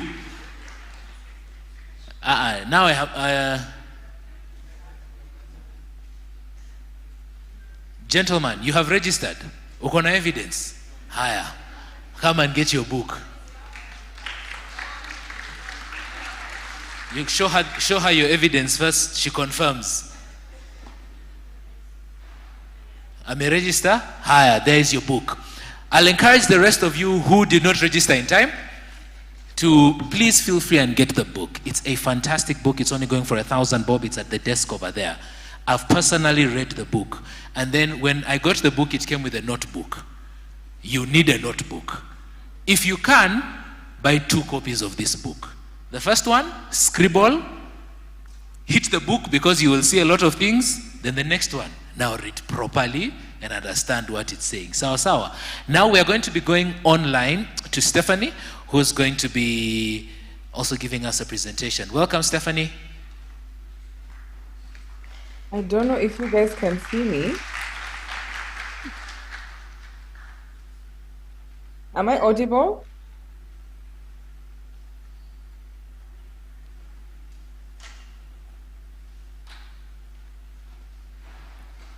Okay, while we are waiting for Stephanie, the sun makes a noise. True or false? True. Yeah, the sun. It makes a noise. It actually makes a sound. Hey, I am seeing everyone who went to school. Mnataka kurudisha school fees, huh?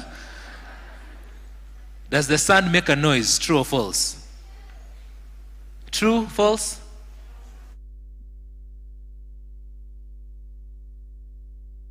Noise. Stephanie, you ready? Yes, I am. Am I visible?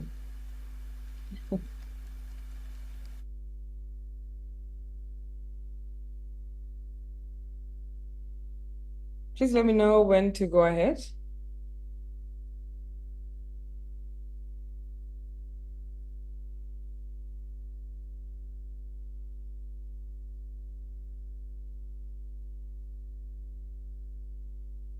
And my camera is also on, so I don't know why I can't be seen as well.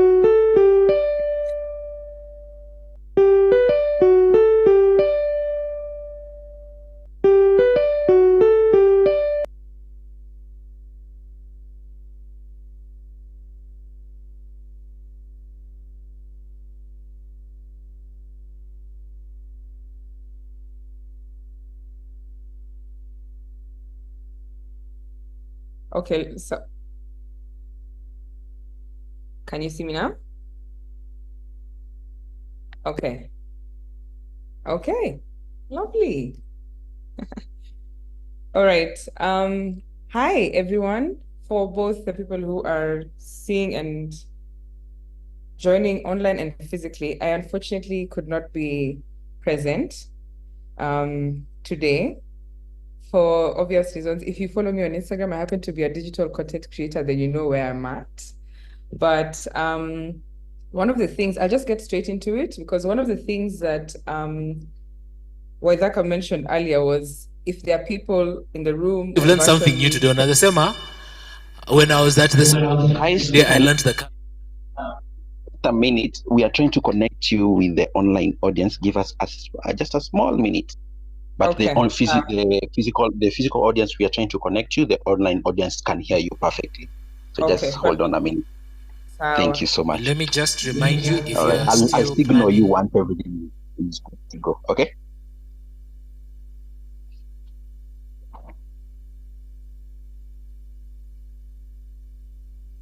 At one point you see the pay bill come up there. Feel free and register today, which is a fantastic thing, right? So you can make a decision now. You can make a decision and get started.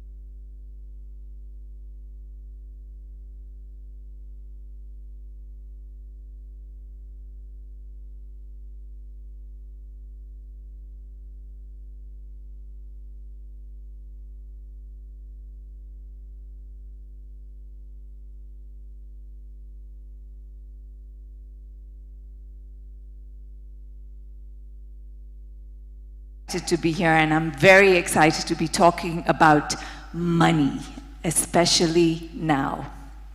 Money. What an interesting topic, and I love the fact that Centonomy teaches about shifting mindsets so purposeful people can create wealth and live abundantly. I think it's very important to bring up these conversations, to learn about money. Money is an interesting thing. Could be very toxic, could be very positive. But one thing that is definitely a guarantee is that no matter what, and in no matter what age, there was a young girl sitting here, we all get into a relationship with money. And by the end of this conversation, by the end of this talk, I'm going to give you 3 tips on how you can nurture your relationship with money. 2 things will be pretty obvious because you do this in your relationship, all relationships anyway. But the last thing may just surprise you. So, how many of us can tell people, I'm in a relationship with money? Are you comfortable to say that? You can? That's a good thing. Again, just by a show of hands, can you say, I am in a relationship with money? So many of us are uncomfortable with it because we've not been taught. And it goes back to, more often than not, your childhood or when you were younger. Let me take you back to my younger days, although I'm just short of 20. I remember hearing that money is the root. Exactly. Or, you see that person over there with that really huge car, very expensive car? He got there by doing shady deals. Or that woman, she didn't get that wealth by herself. She slept around to get that money. So for an impressionable youngster, all these terms, everything that I heard around money was very negative, very harsh, not very demure, right? How many of you were taught that speaking about money was taboo or is taboo? It's not the right thing. Let me talk about my wealth role model. There's a person who never went to school, but definitely had a lot of money. My father. He's now the late. But I remember just hearing about him, even going through his bank statements. In the 70s, this man had $11 million in his bank account. Yeah, I kid you not. And as I grew older and I heard about him, I tried to reach out to people who knew him well, and I tried to figure out what made him tick. What made him who he was? And the more I spoke to people about him, you know, his lawyer, for example, I remember his lawyer meeting me, I think at Westgate about 15 years ago, and he said to me, your dad was an amazing man. And I said, oh, why? He says, because one day I went to his house, and he had just bought a new Mercedes-Benz, and I said to him, wow, Natu, that was his name, Natu, that's a great car.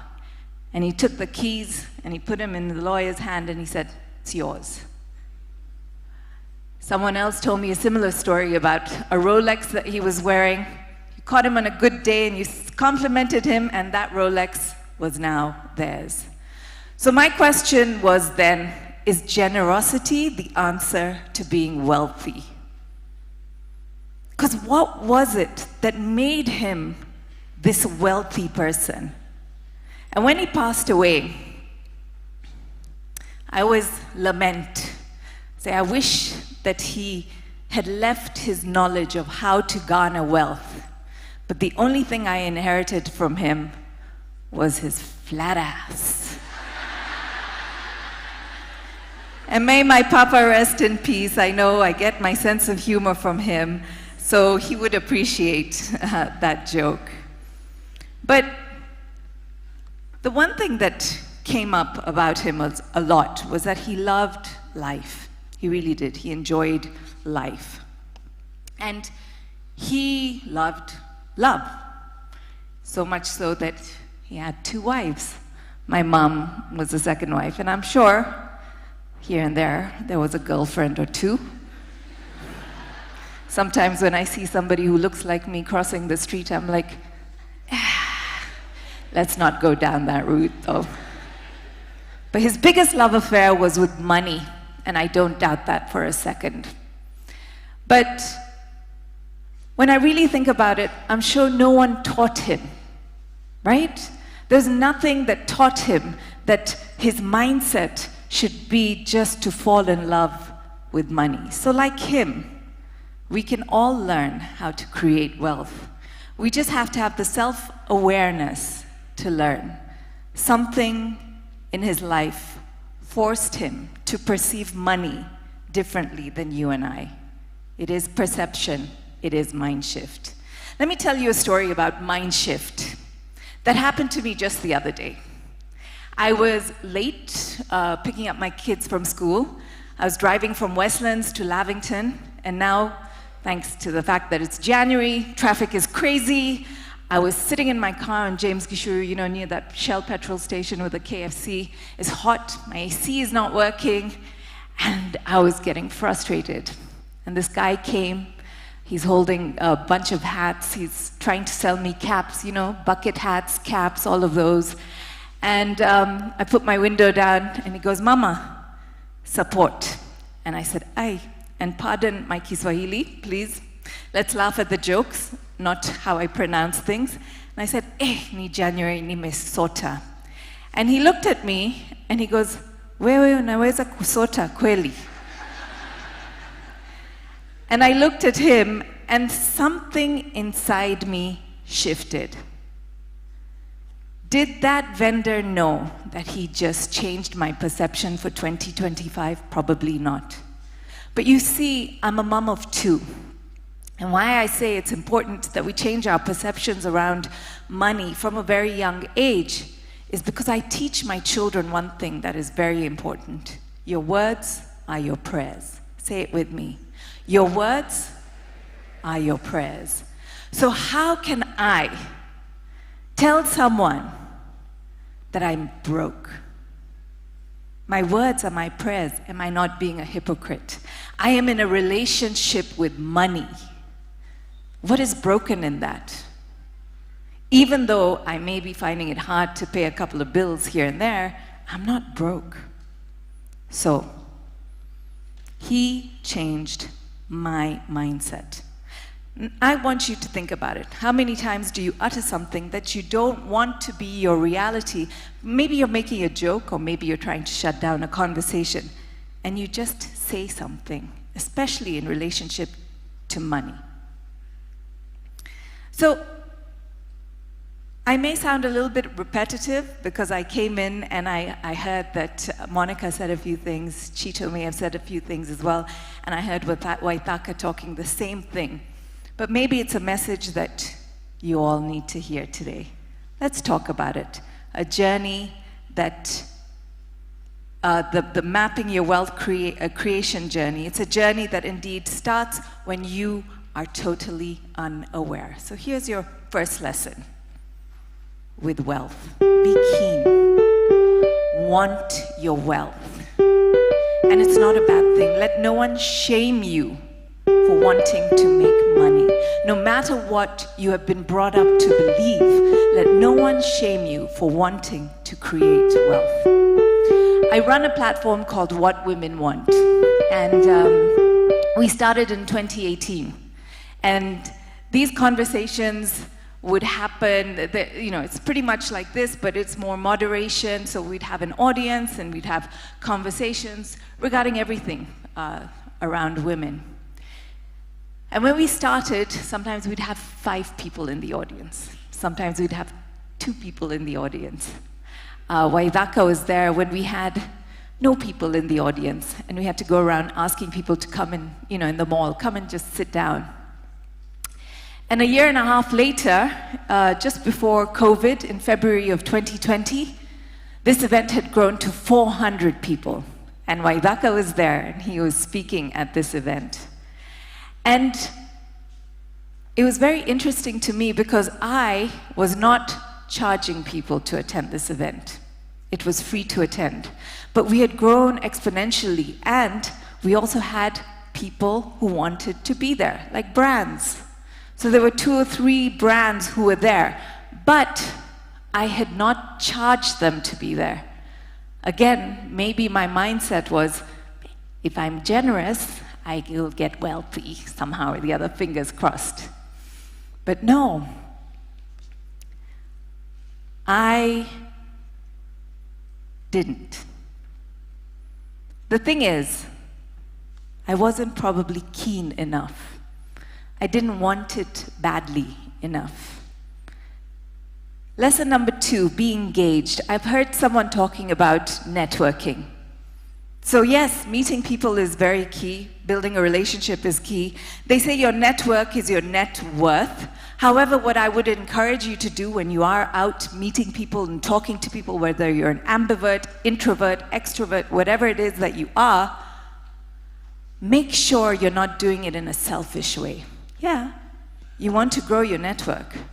But when you do take someone out for coffee, don't go and just pick their brain. Sit down with them and listen to them. Ask them how their day was. Ask them how their children are. And maybe even thank them for the time that they are spending with you. See, when COVID happened, I decided to turn What Women Want into what you would call today a podcast. At that time, we just called it an online show. But I needed some money to be able to produce this show. And we were right in the thick of the world being shut down. But because of my networks, because I'd taken time to build relationships, and also I'd taken time to show what the potential of What Women Want was, I made a couple of phone calls and I said, hey, hi, this is what we aim to do with this brand and this is where we're going. Would you want to support us? And because of the way the world was, they negotiated and they negotiated hard. So we gave them big discounts. But on the same side, I was talking to spaces and hotels to be able to get a place to record something, and I was negotiating just as hard. But here as well, in regards to profiting, did Pinky profit? No. Everything that I collected from my sponsors went into producing it, went into either buying teas or coffees, or of course hiring the cameras, etc. Lesson number 3, be brave. Take a risk. Give it a pause for a second in regards to What Women Want, but something that stuck in my head, that's a story that made East African business history. My uncle, my dad's very good friend, he took an hour of his time and he made 1.6 billion shillings. I'm sure you know who he is. In the year 2006, it's also in the newspapers. Can you take a guess as to who I'm talking about? Yes? No? Surely you must know about this man. 1.6 billion shillings he made in an hour, and it was written about. His name is Naushad Mirali, again the late. He took a risk. He had 2 companies that he was negotiating with. He went from one room and he said, this is what I will offer you. And he went into another room and he's like, this is what I will offer you. And because he took a risk and he was able to negotiate in a wise way, he was able to come out of that 1.6 billion shillings richer. I'll come back. I mean, that's a story that I bring up because it was really impactful. Not only to me, but I'm sure a lot more people. Coming back to What Women Want, in 2023, as the world was opening up again, I decided that I wanted to scale What Women Want. And we decided to do a 3-day conference for the first time in East Africa, all women, 86 speakers. And I'm sure everybody I spoke to thought of me as kind of crazy. Okay. Whatever she's doing, sure, no problem. But we managed to execute it. I took a risk. I believe our moderator was talking about this earlier, and he was saying that there is a voice that is probably divine. There was a voice that was pushing me to take a risk. So I'll encourage you, as much as you're being prepared, take time to also be silent so you hear that voice. So we had this 3-day event, and for the first time ever, as What Women Want, we charged a cover fee.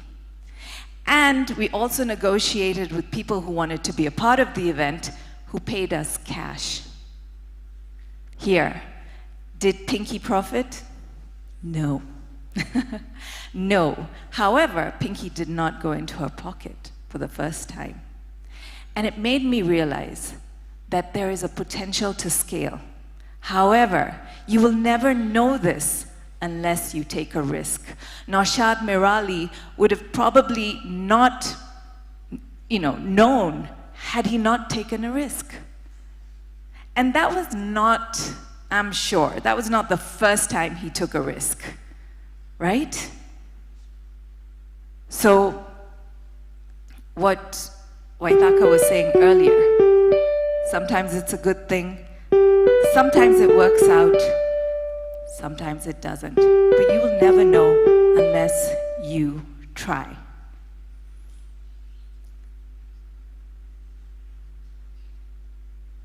And it brings me to lesson number 4. Be prepared. Every experience leads you to something. Even if it fails, it takes you somewhere.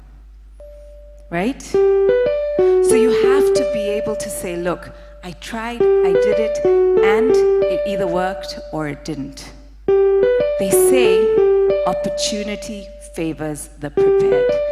Every moment that I've worked towards my goals, be it 5 people in the audience or 500 people in the audience, I know that I was gaining experience. Whether I was spending my own money and didn't profit, every moment was preparing me. So if I failed at something, I knew that I was gaining experience. That is why I say be prepared. And lesson number 5, the most important of them all, and you heard Waithaka say it, and I'll reword it, my own words, be intentional. Be intentional. And why do I say this? Because sure, you can want to do a thing. I wanted to do What Women Want, but I didn't want to charge anyone. But I didn't want to, I wanted to create a platform, but I wasn't sure of who I was and what my business was, so that I didn't know what to offer a sponsor when he came to me.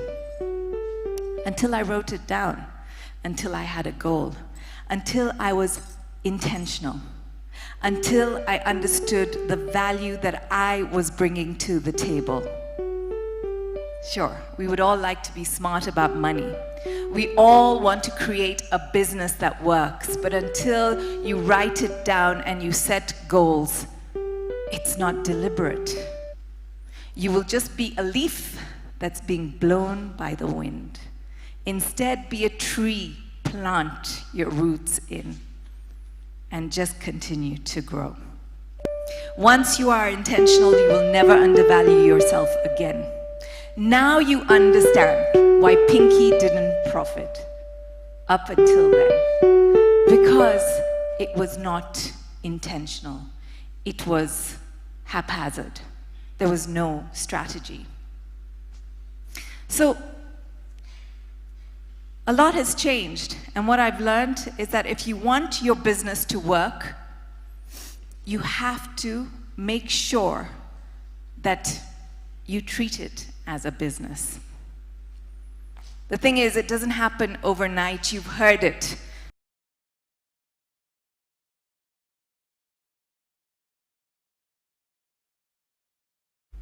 To attain and maintain wealth. So, I encourage you, build your relationship with money. Honor it, respect it with your words. Know when to call it, know when to shine light on it, know when to stop pretending that you're broke just for the sake of a joke. Treat it well, and it will never never leave you. But if you keep treating it like it's just for the weekend, or you disrespect it, it definitely will ghost you. I go back to my kids, and I say that I've started teaching my kids. Remember what I said to you earlier? Your words are your prayers. But also, what I am teaching them is that they need to have a healthy relationship with money. My daughter has learned to scrimp and scrounge and save everything, but I keep telling her, it is an energy, it needs to be moved. You will learn to help foster this relationship with money. The first thing is attention. Like with any relationship, right? You need to pay attention. Where do I spend my money? Where do I invest my money? Etc. Awareness. How do I grow my money? What am I doing in foster your relationship with money is audacity. Audacity. Don't be afraid to say, I love money. Don't be afraid to say that, you know what, despite what you think, money does buy me happiness. It does. Because what money does when it's in your account, it gives you a sense of peace, a sense of freedom as well. So those are the three things. Finally, I want to remind you that wealth is not just about what you have, but how you handle what you have. So as much as I've told you today to be keen, be engaged, be brave, be prepared, and be intentional, I want to remind you to be yourself. Let money not define you. And as you build your wealth, remember to build your character.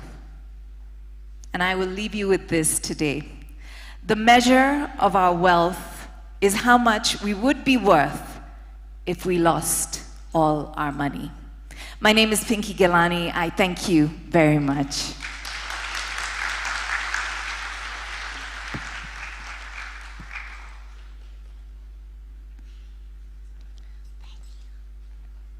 A round of applause again for Pinky. I know you have 1,000,001 questions. I have $1 million worth question, but I shall be asking later. I'll ask you the question. We'll do so. If you have any questions for Pinky, just jot them down. Then we'll be able to ask her some of those questions. I don't know. Are we able to connect to Stephanie?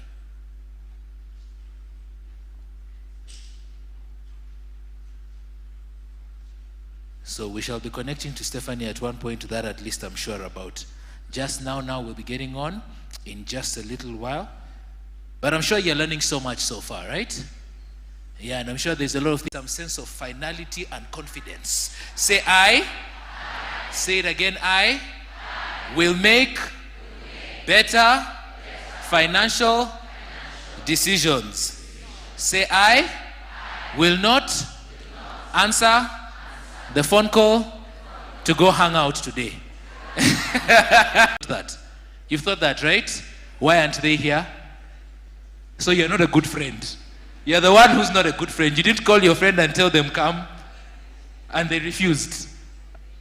They had another. They told you they have another plan. So think about it like that. So you wanted them to be here and they're not here, but in another life they would be here. I'm seeing Stephanie has come on. We're ready for her. Hi, Steph.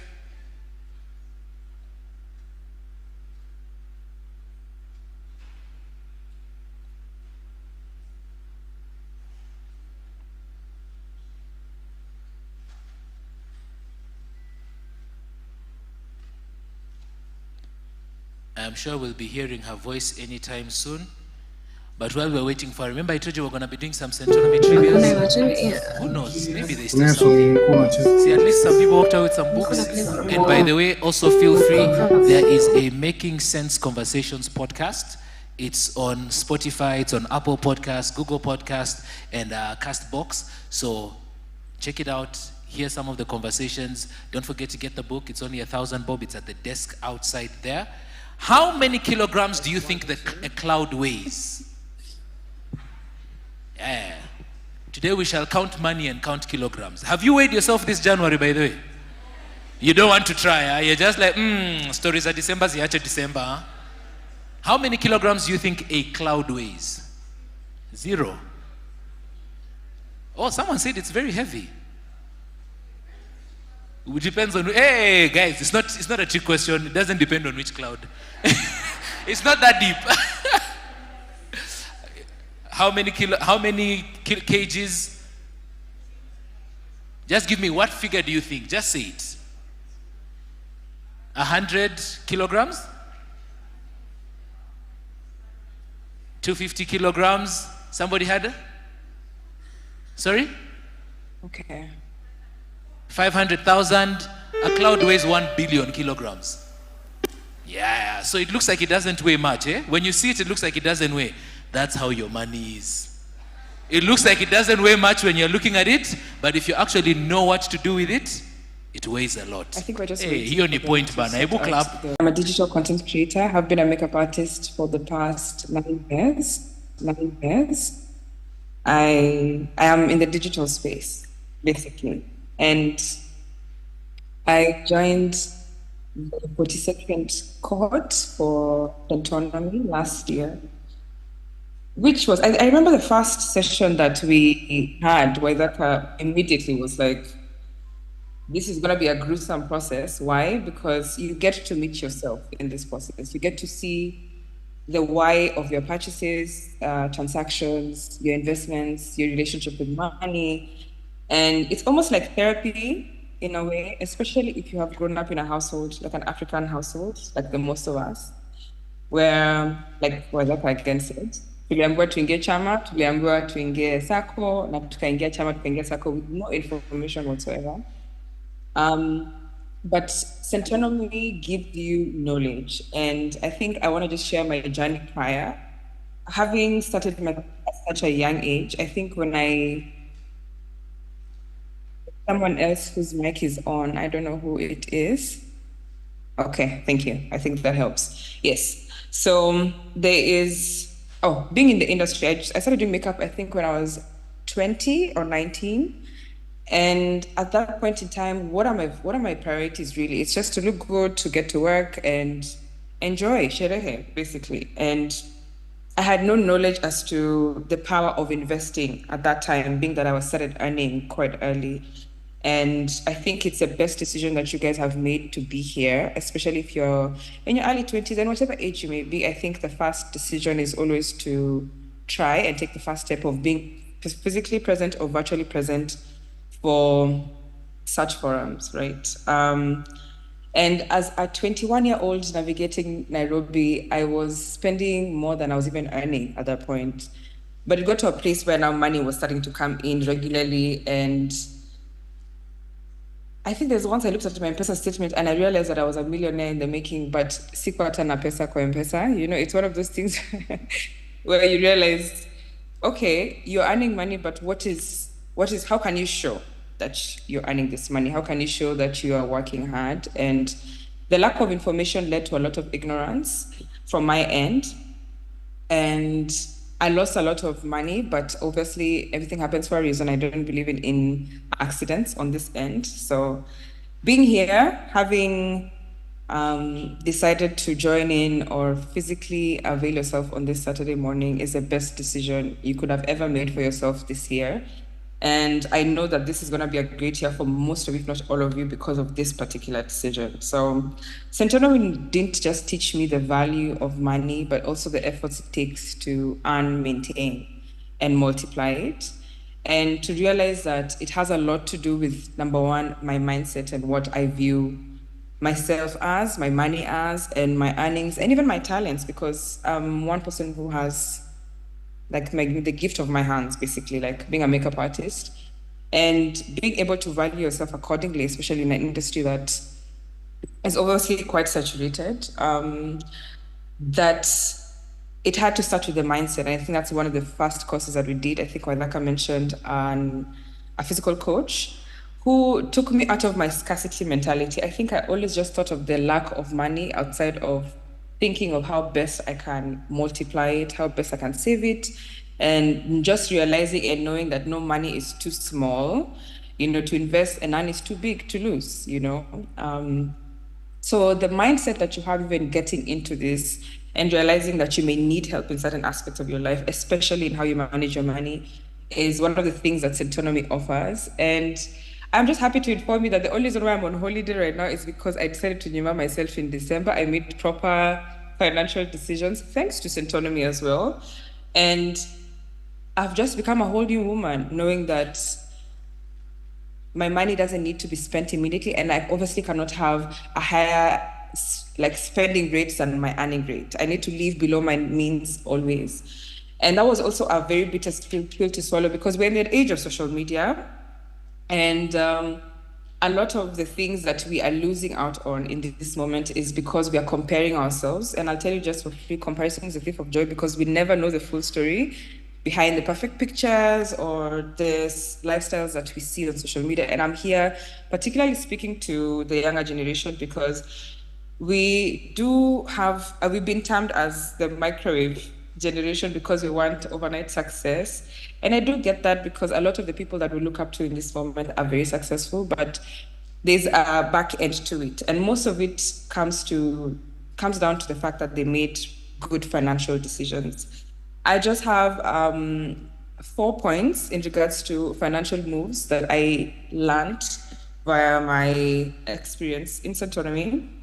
And number 1 was value your work and your earnings, and just to be able to highlight the importance of respecting your money. Wanasemanga tumia pesa ikuzoe, but honestly, respect your money first before it will be ikuzoe. Just learn how to respect your time and the skills and the energy that it has taken to earn the money that you have earned. Because like I said, you will have bad debt from just a short period of enjoyment, whilst you could have sacrificed that bit of money and live a better life in the future. And another thing is that I have always, since Centonomy, thought of my future self as opposed to the current person that I am right now, being that I think all the decisions that I will be able to make in this moment will either make or break my future self. You understand? So the earlier you start investing, the better it is for you.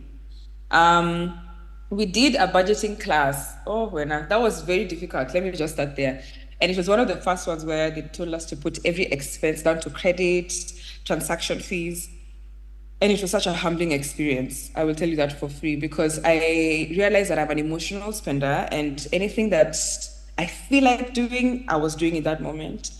And to have that as a first class, just for you to see even that transaction and the fulizas. And I was also Okwa Jahazi girl.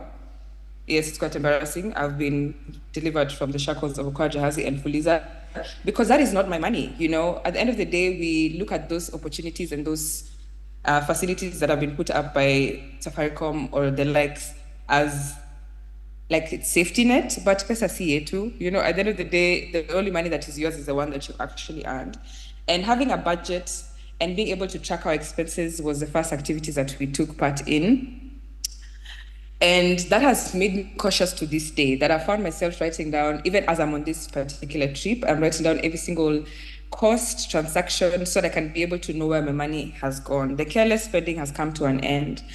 And regardless of how much we talk about the knowledge aspect of Centonomy, application over knowledge any day.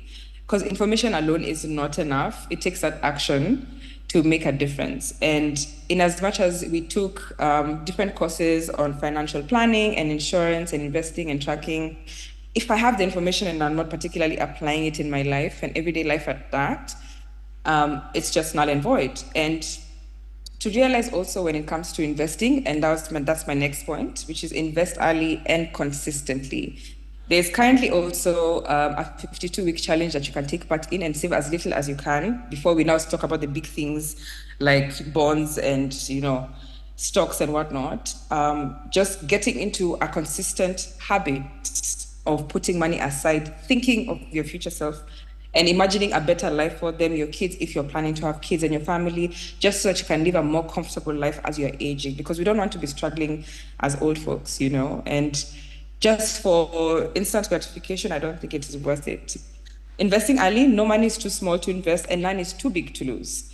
the importance of just starting early and being consistent and getting the information that you need, which is why I'm saying starting your year with Centonomy is quite literally the best decision you're going to make, because you will know when to put your money, you will know what to invest in, what also suits you, your talents, your personality, etc.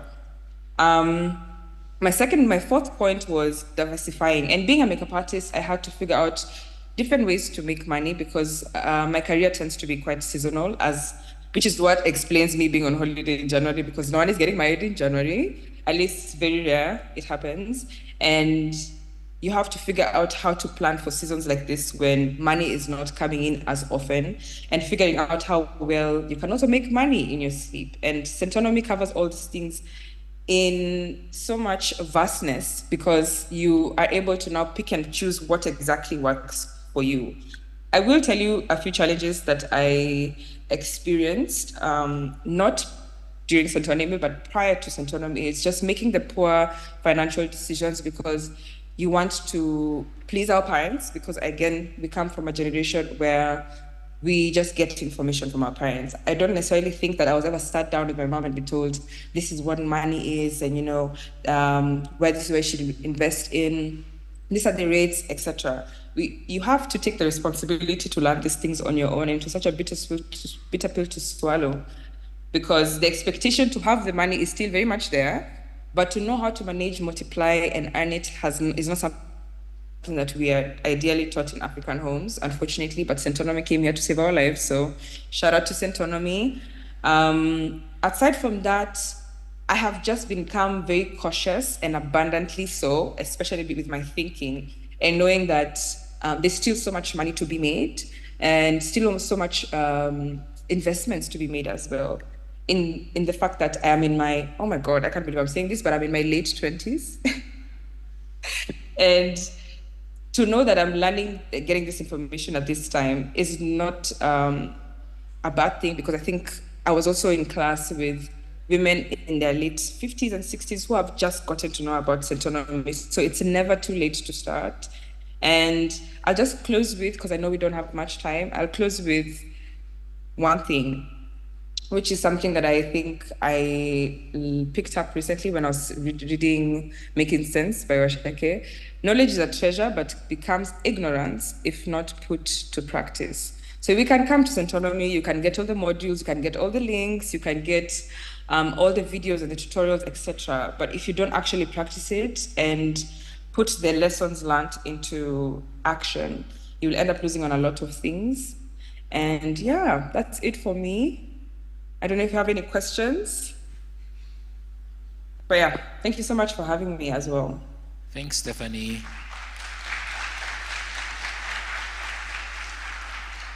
So what we'll do, if you have any questions, I was like, God, is that you? So if you have any questions, just jot them down. Because I think one of the amazing things is that Washeke is here and we can get to hear from her. But also there's something I've learned while I was seated and standing here today. Do you know, you guys, it's important to marry right, eh? While Pinky was here, her husband was taking photos of her the whole time. First of all, I looked at the math. I said, she doesn't need to pay a photographer. She doesn't need to pay a social media guy. There is a lesson on saving right there. Marry the right person. They will also help you save some chums. Oh yeah, she's saying Indians love to save money, so she's saying it that way. Anyway, right now, let us welcome the founder of Centonomy, Washeke Nduati.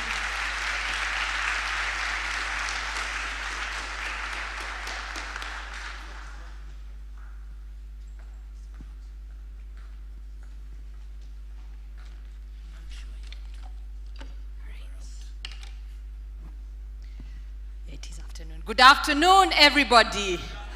Good afternoon, everybody online.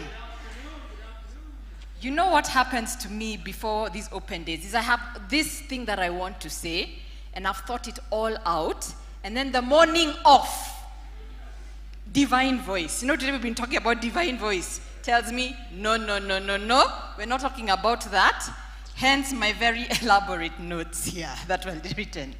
And every time, it's like I was listening to Pinky talk, and I'm like, But she's saying exactly what I was going to say. So guys, this is my talk today, what Pinky said. Now I can go. But I'm so thankful to be here.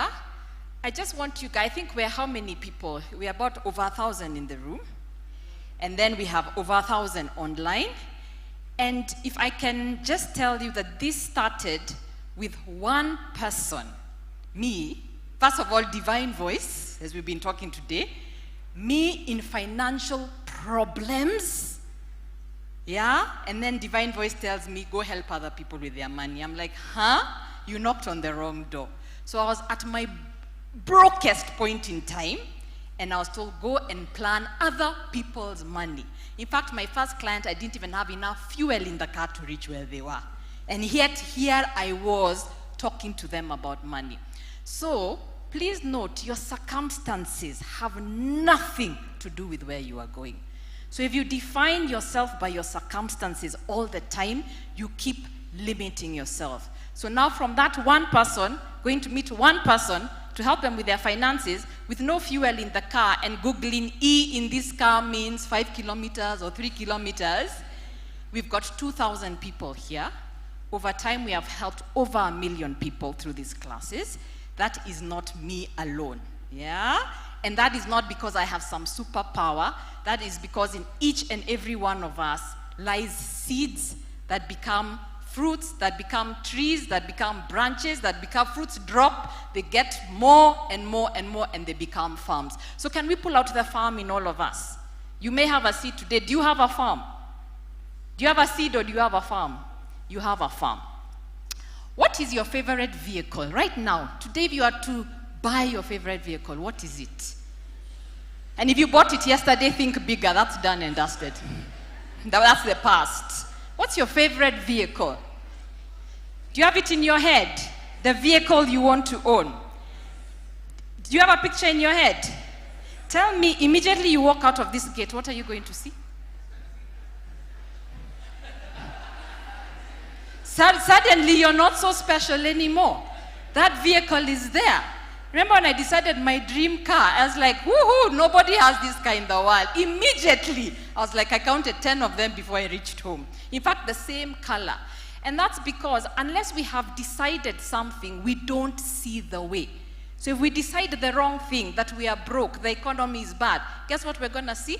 That. But once you step out of the car, especially in Nairobi, what are you also going to see? You'll see that dream car, but where will you see it?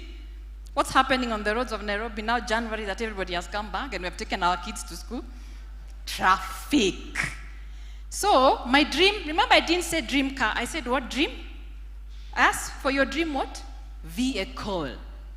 My dream vehicle is a plane and a boat. Hiya, did I say car?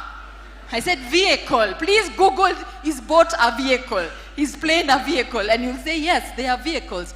Vehicle is a mode of transportation. It is you who decides whether you're going to be on land, or whether you're going to be on the air, or whether you're going to be on the sea. So even with our money in 2025, let's move out of land. Let's go deeper via boat. That only a boat can take you deeper.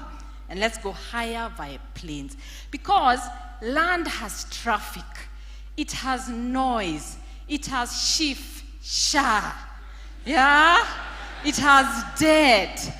It has, there are too few jobs and too many people. Doesn't it have that? It has, I can't get a salary increase. What else? What else does it have? It has so much traffic that we can never see. The biggest thing I ever did for myself is to learn how to scuba dive. And I am an avid and advanced scuba diver. Yes. Yes, yeah? I learned this during COVID. When COVID and lockdown, I was like, okay, going to the ocean, spending 2 months there, and I learned to scuba dive. Yeah? And why did I like it? It's because you go down and you see things that you cannot see on the surface. You see colors, you see life. So I started asking myself, do we need to go deeper? So can we go deep today? Let's go deep first. You have to first go deep before you go high. Yeah? So deeper. Behind every financial crisis is an identity crisis.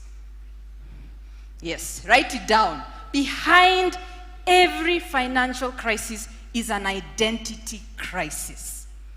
You are where you are because you have chosen that.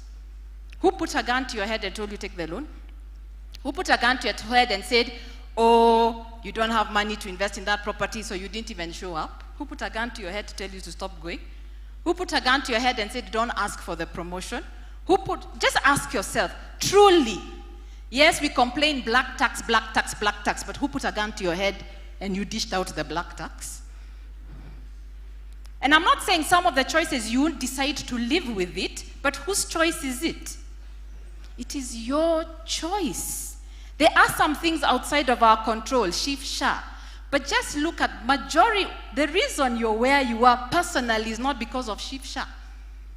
It is because of the choices. You will complain about shifsha, but some of you know what you spent in December. Even you're like, shifsha is a drop in the ocean compared to what I spent. So we don't like taking responsibility, because when you decide, please repeat after me, I am where I am because that is where I have chosen to be. I am where I am because that is where I've chosen to be. Then another one, I am where I am because that is who I have chosen to be. I have chosen to be the person who's the bank for black tax. Own it. And then this is the year of saying, do I want to actually make different choices? So when you're in debt, you're overspending, you're not saving, you're not investing. Those are choices. As I said, when I started Centonomy, I didn't have money, but I still had a choice to go out and use the knowledge and expertise I had and help somebody else. That is why there are over 2,000 people listening to this open day today. Nothing else. It was a choice made by me, and a divine voice told me to that, yeah?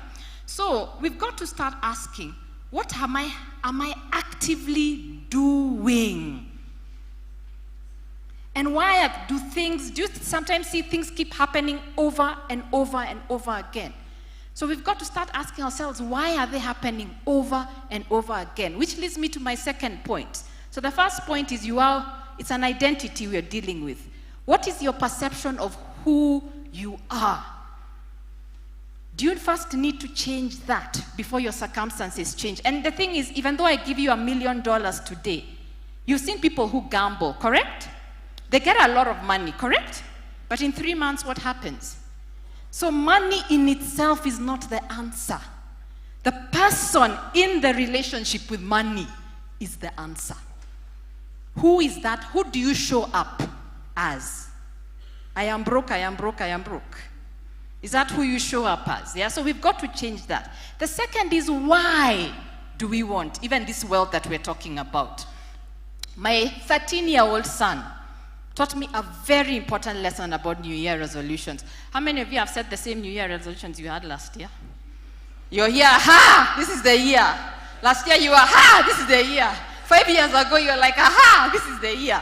Yeah, and you're looking at those goals and nothing has happened. And we've got to start saying, why? Maybe our motivations are not in the right place. Because human beings, we don't fundamentally do what we don't want to do, even though it's the right thing to do. And sometimes we are chasing other people's perceptions of what your dream should be. Maybe you never wanted to have a house. Maybe you never wanted that for yourself, but you have a history. Oh, in our family, we are all accountants. So you're there wondering why you're struggling in your accounting career. You never wanted to be an accountant. So this year, my son tells me, Mom, this year, my New Year resolution is one, to be nicer to people. And I was like, that is the best thing I could have. I couldn't even come back and say, of course in my head I'm thinking, nothing to do with your grades showing up there, but I didn't want to kill the moment, yeah? What if we go deeper with our goals? Before we go to smart, measurable, everybody knows that, goals. Ask yourself why. What's beneath the goal? Let's say you want a house, what's beneath that? What's really beneath that? And sometimes you're not achieving things because the motive is not right. You want this car because you want to show other people how well you are doing. And maybe the world is not aligning to you boasting for the sake of boasting. So what do you actually want?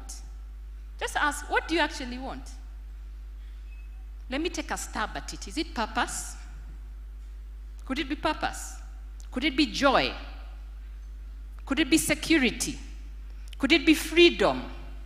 Could it be happiness? Because even with money, you can make money in a way that continues making you so unhappy. You know, when we read in the paper, somebody has stolen yet another billion. Do you sometimes wonder, what is it that this billion is doing that the last billion didn't do? You even got away with that last billion. It would never have been discovered. So what is it that that person is missing? Why? Because with why, there's never enough.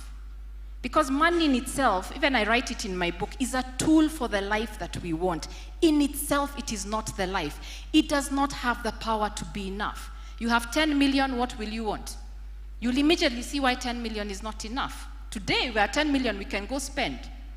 If I gave you, I said the gift for coming to Centonomy is 100,000 shillings. What will happen by end of Sunday? Over.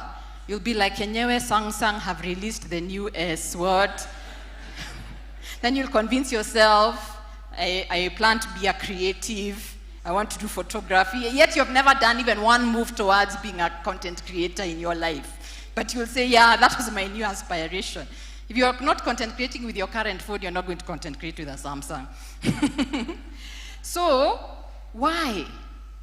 Then when you have the why, you can say, then what needs to be in place so that I have joy, so that I have security, so that I experience a sense of freedom. For me, I realized, now knowing myself, the good thing about being in your 20s,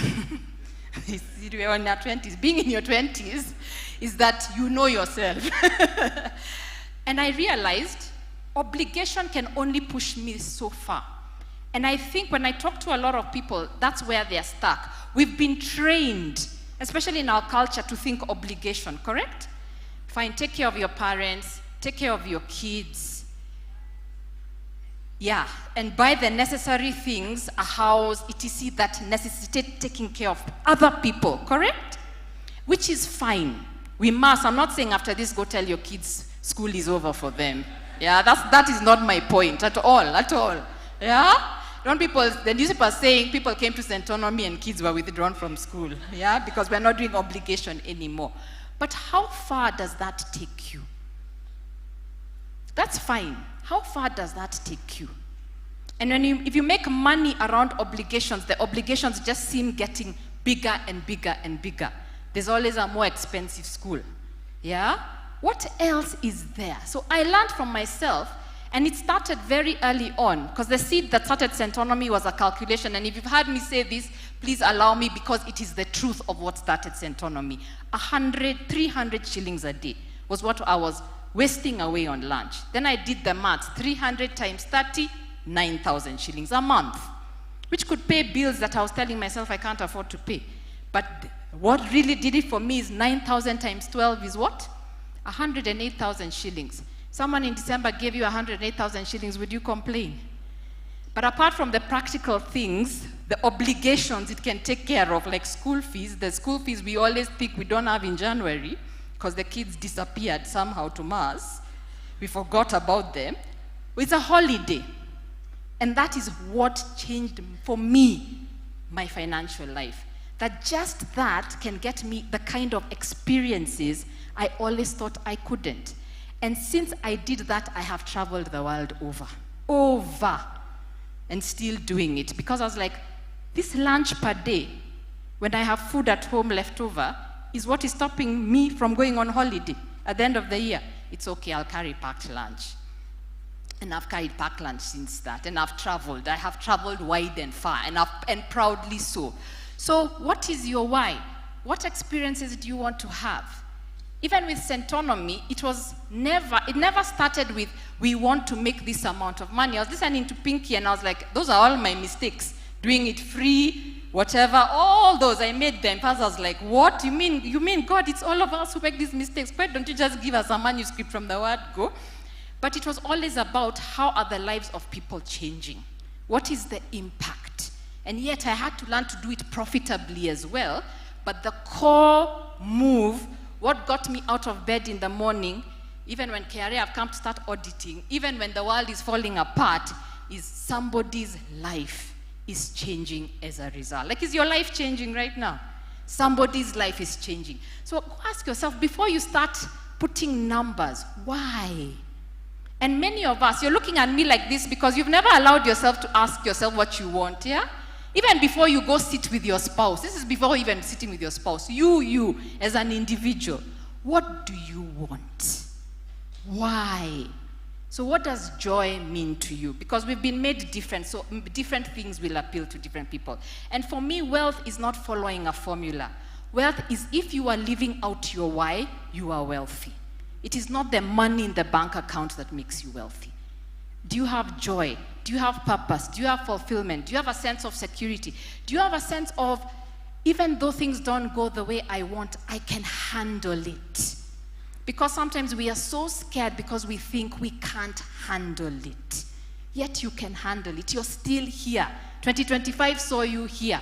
Everybody who's here can handle it. If you couldn't handle it, you wouldn't be here. So give yourselves a clap. Yeah? Then again, we're gonna sound like a broken record. And I promise you, I did not talk to Chito. I did not talk to Pinky. I did not talk to Stephanie. I promise. But today, and I'm going to use the words I wrote because clearly I wrote them. Change your words. Because they're in my book. If you want me to pass my notes around later so you can see, you'll see. I wrote them. What if this year you stopped blaming completely through your words? You stopped saying it's the economy. You start saying, I can't afford it. Even as you get out of here, if your temptation to think you can't afford Centonomy, think twice. Yeah? If you stop saying, I can't do it, and start being the person who says, what if I could? What would change about what I will actually do?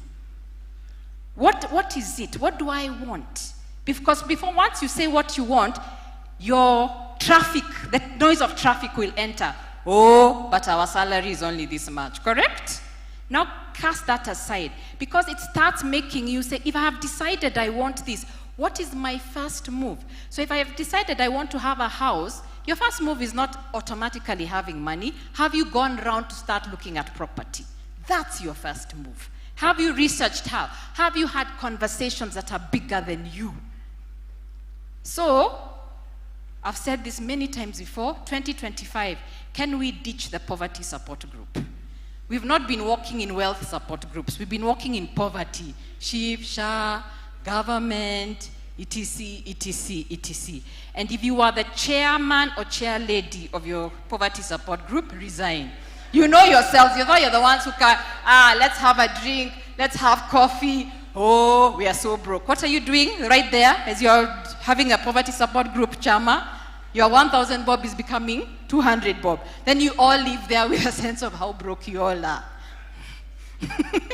Well, what 1,000 bob in a wealth support group could instantly, we've heard of 1.6 billion was made in an hour, could instantly become 500 bob. An idea could be planted in a wealth support group.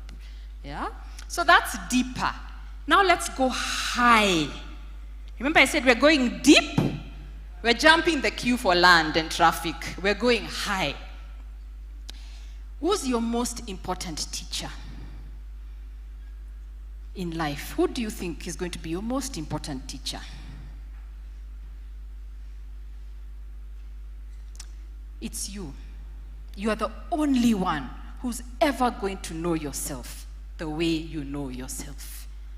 Even a wife, husband, child, best friend, soulmate, what we call soulmate, is not going to know you ever the way. You're the one in your thoughts, you're the one in your emotions, you're the one in your body, you're the one in your aspirations. So that teacher is you.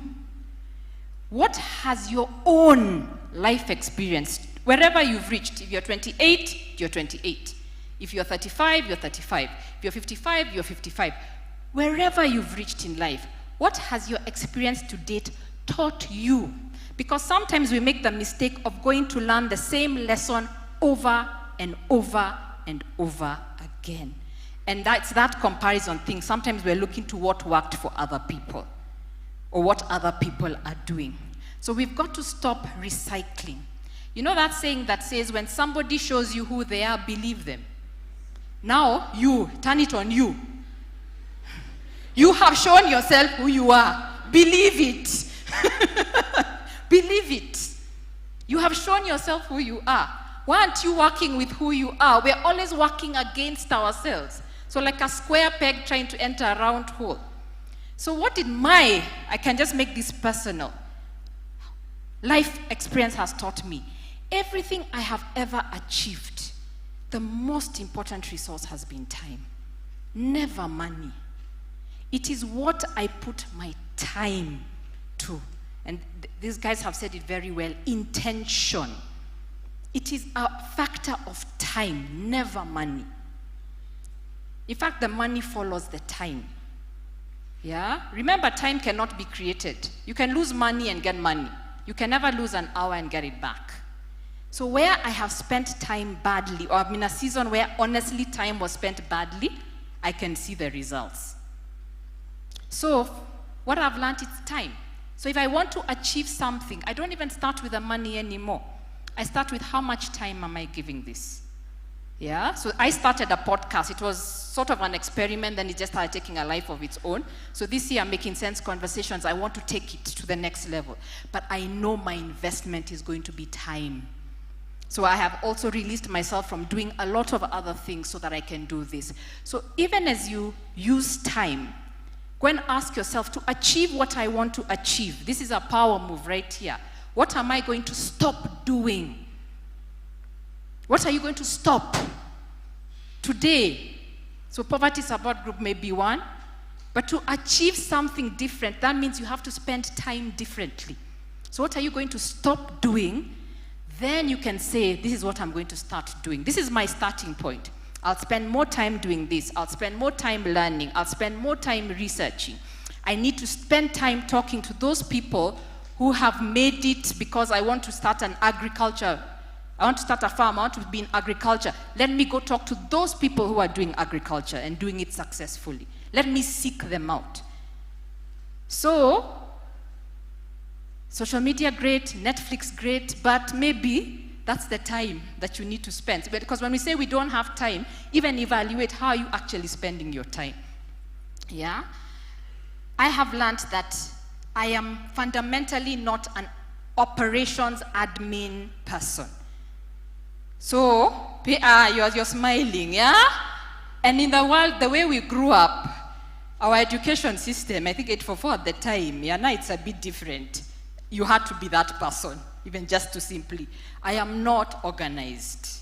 By the way, I'll stand here and tell you this is not because of my organization. You've seen I'm here as a speaker, like anybody else. I did it in the beginning to plant the seeds, but later other people had to take it up, yeah, who are gifted in that area. So even when it comes to money, I know myself. So I've set up structures because I know myself I have to have those standing orders. Because I know myself money has to enter my savings account first. Then I'll just remove what is needed for spending. Because if the reverse happens, I'll be on Fuliza, I promise. I promise I'll be on Fuliza, yeah? I know myself, so even in management of my investments, etc., I have delegated it because I cannot keep track with what was rolling over, what was due, etc., because when I tried to do it myself, there was an opportunity cost of time. I missed interest for that period because I had forgotten. The fixed deposit has matured, yeah? So just know yourself, and if you are, good for you. If you're married, know, this is the way you take advantage of being two. Know who's the stronger person. Yeah?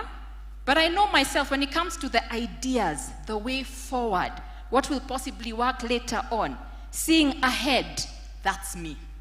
But I can see, and I need somebody else to do it. Me, I'm a seer, not a doer. So just know yourself. Are you creative? And I think in Centonomy, that's why we also like teaching non-financial assets. Because it comes from, wealth is created almost, I don't want to say easily, but it flows. Yeah? When you are working with yourself, not against yourself. You know yourself. Some of you, I know we like property and construction. In my culture, we say we like mwakos a lot. Because in my community, if you don't have a mwako, you have no purpose in life. Yeah? But me, I know, I tried, whether I tried it. I crashed, burnt, failed, over. I'm not a mwako. I cannot construct anything for anybody. If we just construct for me, it will be easier than me, I'll come and buy when it's constructed. So you know yourself. So if you're here saying, I must have property, how are you going to do it? Are you that kind of person, or will you do it with somebody else? Or are the investments for you other things? Yeah? So know yourself, yeah? I learned to stop doubting my instincts, because most of the mistakes I've made is when I doubted my instincts. Something told me, no. And I'm like, I don't know what you're talking about. We moved forward. And I learned that don't hang on to past seasons when they are gone. Sometimes we failed in one thing and we're hanging on to it. That has become the definition of who we are, but that's a past season. I met a lady the other day, her kids have gone off to university, they have grown, they're out of the house. And she's in the house doing nothing. And she's like, oh, my kids are not coming to visit me. I'm like, you're hanging on to a past season. You should be in a season where you've taken out a map of the world and pinpointed there, I'm going there. But she's hanging on to the past season, yet her kids are grown. So don't understand what season are you operating in. If you have young kids, it's a different season. If your kids have grown, it's a different season. If you are employed and have moved into business, it's a different season. Don't hang on to how you used to do things in that season. If you're 40, you are not 20 anymore. So your priorities may be different. If you're 20s and you're seeing a 40-year-old driving a Range Rover, that's not your season yet. So don't get into debt trying to be where they are. Yeah, there was a journey to it. So just understand what your season is. Second thing about going higher is challenge the status quo. Someone said, be audacious, be bold. Because we've been brought up with these beliefs. And sometimes you have to say, and those experiences we've had growing up shaped our beliefs, which then shaped how we do things. Does that belief of money doesn't grow on trees work for me? Does that belief of money is the root of all evil work for me? Many things I've done because I challenged the status quo. I had to go to a bank at some point because they had refused to give Centonomy a loan, and I challenged them.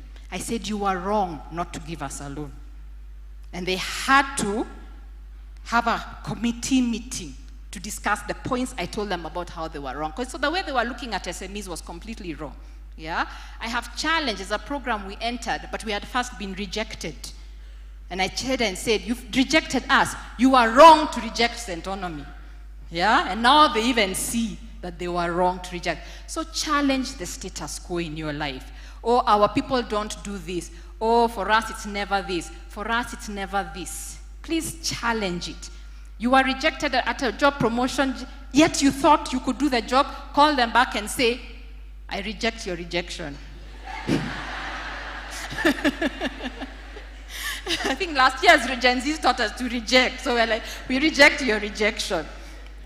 And you'll be surprised. And even if it doesn't still work your way, at least for yourself, you have reinforced who you are. You're like, okay, moving on forward. In fact, I'll carry those lessons to the next interview. Yeah? Or go there and say, this is how I think we can make it work. This is the problem I can solve for you. But this status quo, we are waiting for job applications to be in the newspaper, are gone. Or online, they are gone. Look at what problems are you there to solve. Yeah, have you been put there to solve? And go and solve them. So just learn, please change, let's change together, let's change the status quo. Be with your money almost unapologetically capitalist. So let's do the maths. This works, this doesn't work. Don't be afraid to say, actually, this formula doesn't work for me. It's not about giving. Just say, actually, this doesn't work for me. For it to work for me, it would need to work this way. Yeah, so you're looking at your money, you're paying attention to money. And lastly, please do the things you don't see a way to do. You know you want to do them, and what stops a lot of us is we need to see a path, correct? But if you want to get to Mombasa today, if you don't jump on the train but sit at the SGR station, are you going to get to Mombasa? No. You have to jump on the bus. You have to jump on the train. And the train may not take the exact route that you are comfortable with, but at least you are on the train. If you want to meet people who will help you along the way, people don't give resources to people who are at the bus stop. They give resources to people who are in the train or in the bus. So be bold enough and say, this is what I want to do. I don't see a path to it, but this is my train. And then start looking like we did the car on the road. What could be possibly at this? Go look at the property you can't afford because that's the kind of property you want. Go for forums with people who are smarter than you. When I was starting Centonomy, I went for a forum. I had no money. In fact, I was like, this is dinner for today because they'll give snacks. I thought it was a mistake I was invited. Yeah? But I was like, at least I'll have snacks. Because the minimum investment they were looking for per person is $1 million. As I said, I didn't even have fuel. So I was like, not for me, but somehow an email has landed here, I'm going. Even if nothing out of it, snacks. And I learned a lot. And I learned that those people who had $1 million, it's not that they knew anything I didn't. In fact, I knew more than them. But they have been showing up consistently all their lives. Or most of their lives. That's why they were actually there. So go do that. Already has been said, preparation meets opportunity. I promise you I had written it down. Yeah, so I just have to say the words because it was in my notes, yeah? Go to functions. Just go out of yourself. And that means, for me, that is what going higher ultimately is about. Go higher than yourself. Last week, someone was saying, Sheke Centonomy has done really well, etc, etc. Then I was like, why? Even me, I don't know, it has caught me by surprise. Do you know what they told me? Sheke, it's not a surprise. You simply didn't know who you are. So for all of you, you're sitting here, I promise you, you don't yet know who you are. Have you met you? Have you met you? So in 2025, meet you. Meet you. Centonomy has been around 16 years. I've only just started meeting me, and I like me. Yeah, I like me with my fearfulness as well as wonderfulness. I like me. So, understand as you go forward this year, things have already been put in place to help you. Do you see them? So if you go forward with the mindset, there's already a car on the road for me. In fact, not a car. The car will be a flying car or a plane, and there's those also going underneath. So practice asking yourself why. That is fundamentally what going beneath the surface is all about. And practice saying, this is where my circumstance is, but what if I took this? What needs this to go higher? Is it a conversation with somebody? Is it challenging something? Go higher. Things have already been put in place. So whether you're using social media correctly to help you, whether you're using AI, whether you're coming to Centonomy, whether you're listening to a podcast, whether you're reading a book, something has already been put in place. For some of you here, that person is sitting right next to you today. Already something in the world is working in your favor. So go out understanding it's gonna work in my favor. There's a lot of noise in traffic, but say that's not for me. That's not the economy I'm gonna operating in this year. If you're in shisha economy by yourself, we'll pay our dues, yeah, but we are moving higher. You are never just one person. There are so many things. When I started this, I thought I would just teach a few people. Then it became this. Then I started a podcast. Then I wrote a book. I could never have seen that I am that person who can do all that, yeah? So you are never just one person. So I know you're going to have a fantastic 2025, a fantastic 25, a prosperous 25, and let's do those power moves. Thank you very much.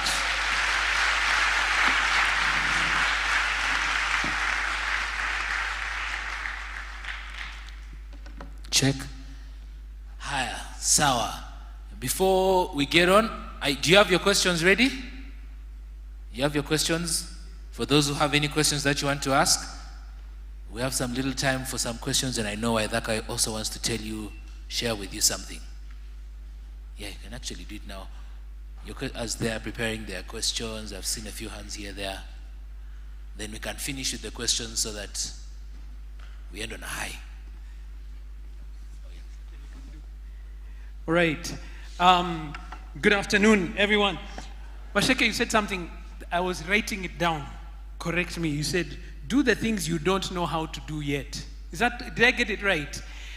What does the decision do The decision orients you. So I want to climb Mount Kilimanjaro. I've never climbed it before. What does that mean? I'm now facing it. Now in facing it, I will discover how to do it.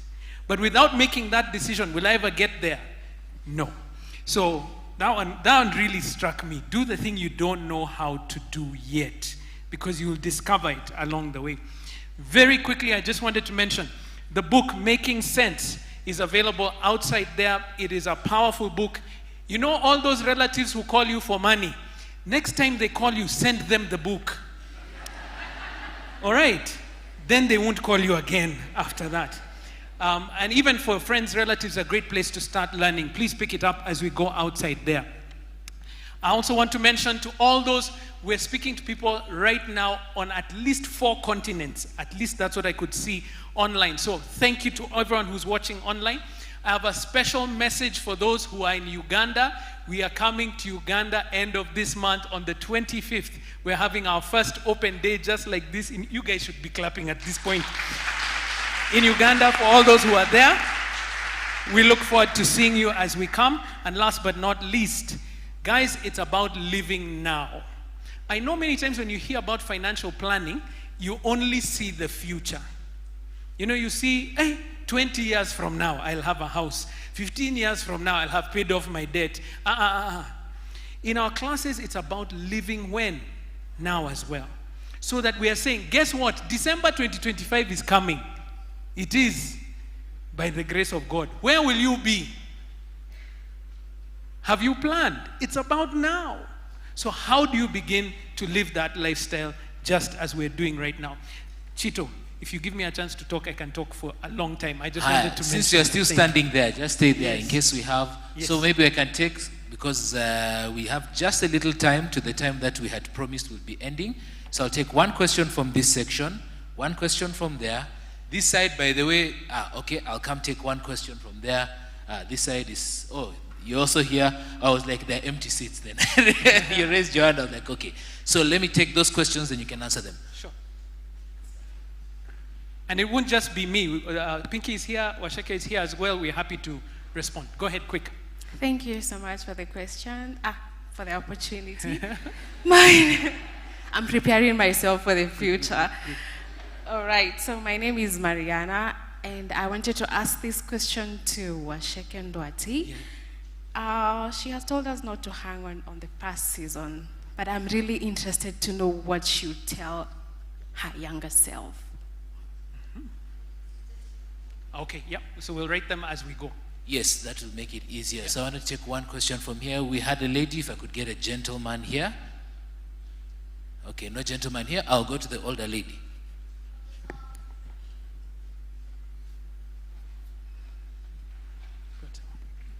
Thank you. My name is Jean Jiro. My question is to both Waithaka and Washeke.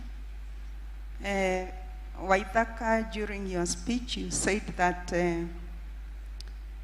sometimes we lose opportunity because we don't negotiate. You have a loan, you can go and negotiate with the bank. And also Washeke said, we must challenge the status quo. And I want to ask, I'm ready to take the course, but I would want to challenge or negotiate. Can we have the fees brought down?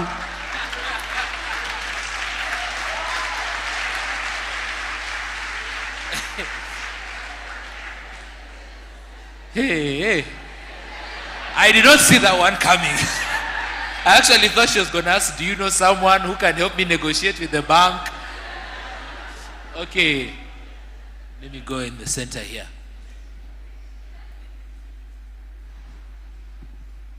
Thank you so much. My name is James. I direct this one to Mr. Waithaka. There's something that has been mentioned in regards to mastering or honing a skill or what you have and mastering. I think it will be mentioned in the first and second session. But now my question is, can you, if you're dealt cards that don't necessarily work in your favor, can you capitalize on that in order to build on what you'd like to do? Thank you. So basically you're saying when I don't like what I'm doing, can I do that thing that I don't like to do? How you doing, Tito? You good? Anyway, my name is Simon. I have two questions. One question here on the creative side of things. He was asking, as a creative, and yourself, even myself in a way, even Pinky can also even take this. What would you do? How would you even give guidance to creatives in order to streamline even their creative, and in order for them to actually now knowing which direction should they take in order for them to now actually specialize and scale up in their creative journey, correct? Cool. Now the other question I have specifically for me is this. When it comes to now, there's the ebbs and then the flows of money, all right? And you're supposed to move with audacious audacity in this year, 2025. Is that what you said? All right then. Now moving with this audacity, you can audaciously step in mud, and you can audaciously step in a hole. Now the key thing is, how and what mindset shifts have you seen in your journey, because you guys are further along in your journey, how have you actually made a mindset shift in your journey towards even getting out of that pit and actually now continuing in your progress and even your financial journey? Thank you so much. Thank you for that audacious question. So I will go up to at least 2 people up there, because at least I can see some of the questions may be answered in one.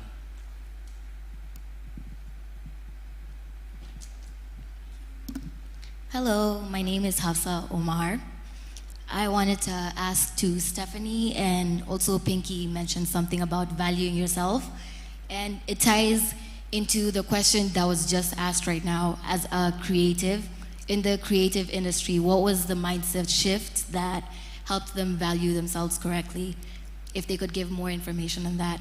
Thank you. Thank you so much for that question. Hi, my name is Justin. First things first, I want to address something that you've said. Money is the root of all evil. I correct you guys by saying the love of money is the root of all evil. That is in the Bible. And also in Ecclesiastes 10:10 it says, money is the answer to everything. So yeah. So back to my question. My question really is, does Centonomy touch on the spiritual aspect of money?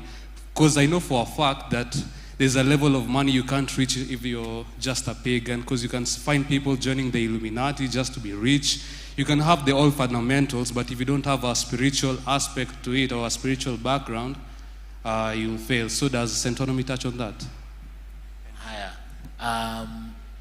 I believe we can close the questions there. I think that covers, so who would like to start? Okay, I'll just answer the one on my younger self. That was the one directed to me. First, if I was to tell my younger self, first of all, I'd tell my younger self it will be okay. Even as the ebbs and flows that you're talking about, ultimately, it will be okay. Just keep showing up. Show up fearless. You're afraid, show up, but just keep showing up. I tell my younger self, start with what you have at any level. If it's 10 bob, start. Don't wait to have 100,000 shillings. Don't wait to have a big title. Just start at any level, and then talk about your achievements faster. A lot of us wait too long, and we keep talking about what we are bad at, but we are much slower to talk about what we are actually good at. I also did that. It's only now I'm not shy. But I took a very, very long time to acknowledge what I am actually good at. And some of the things that I thought were bad were actually positives for me. I used to think I procrastinate. I don't procrastinate. I just think and reflect before making decisions, and that's my strength.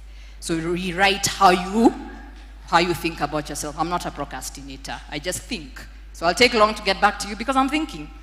Yeah? I know Pinky will answer the audacity one, but I really want to just chip into that.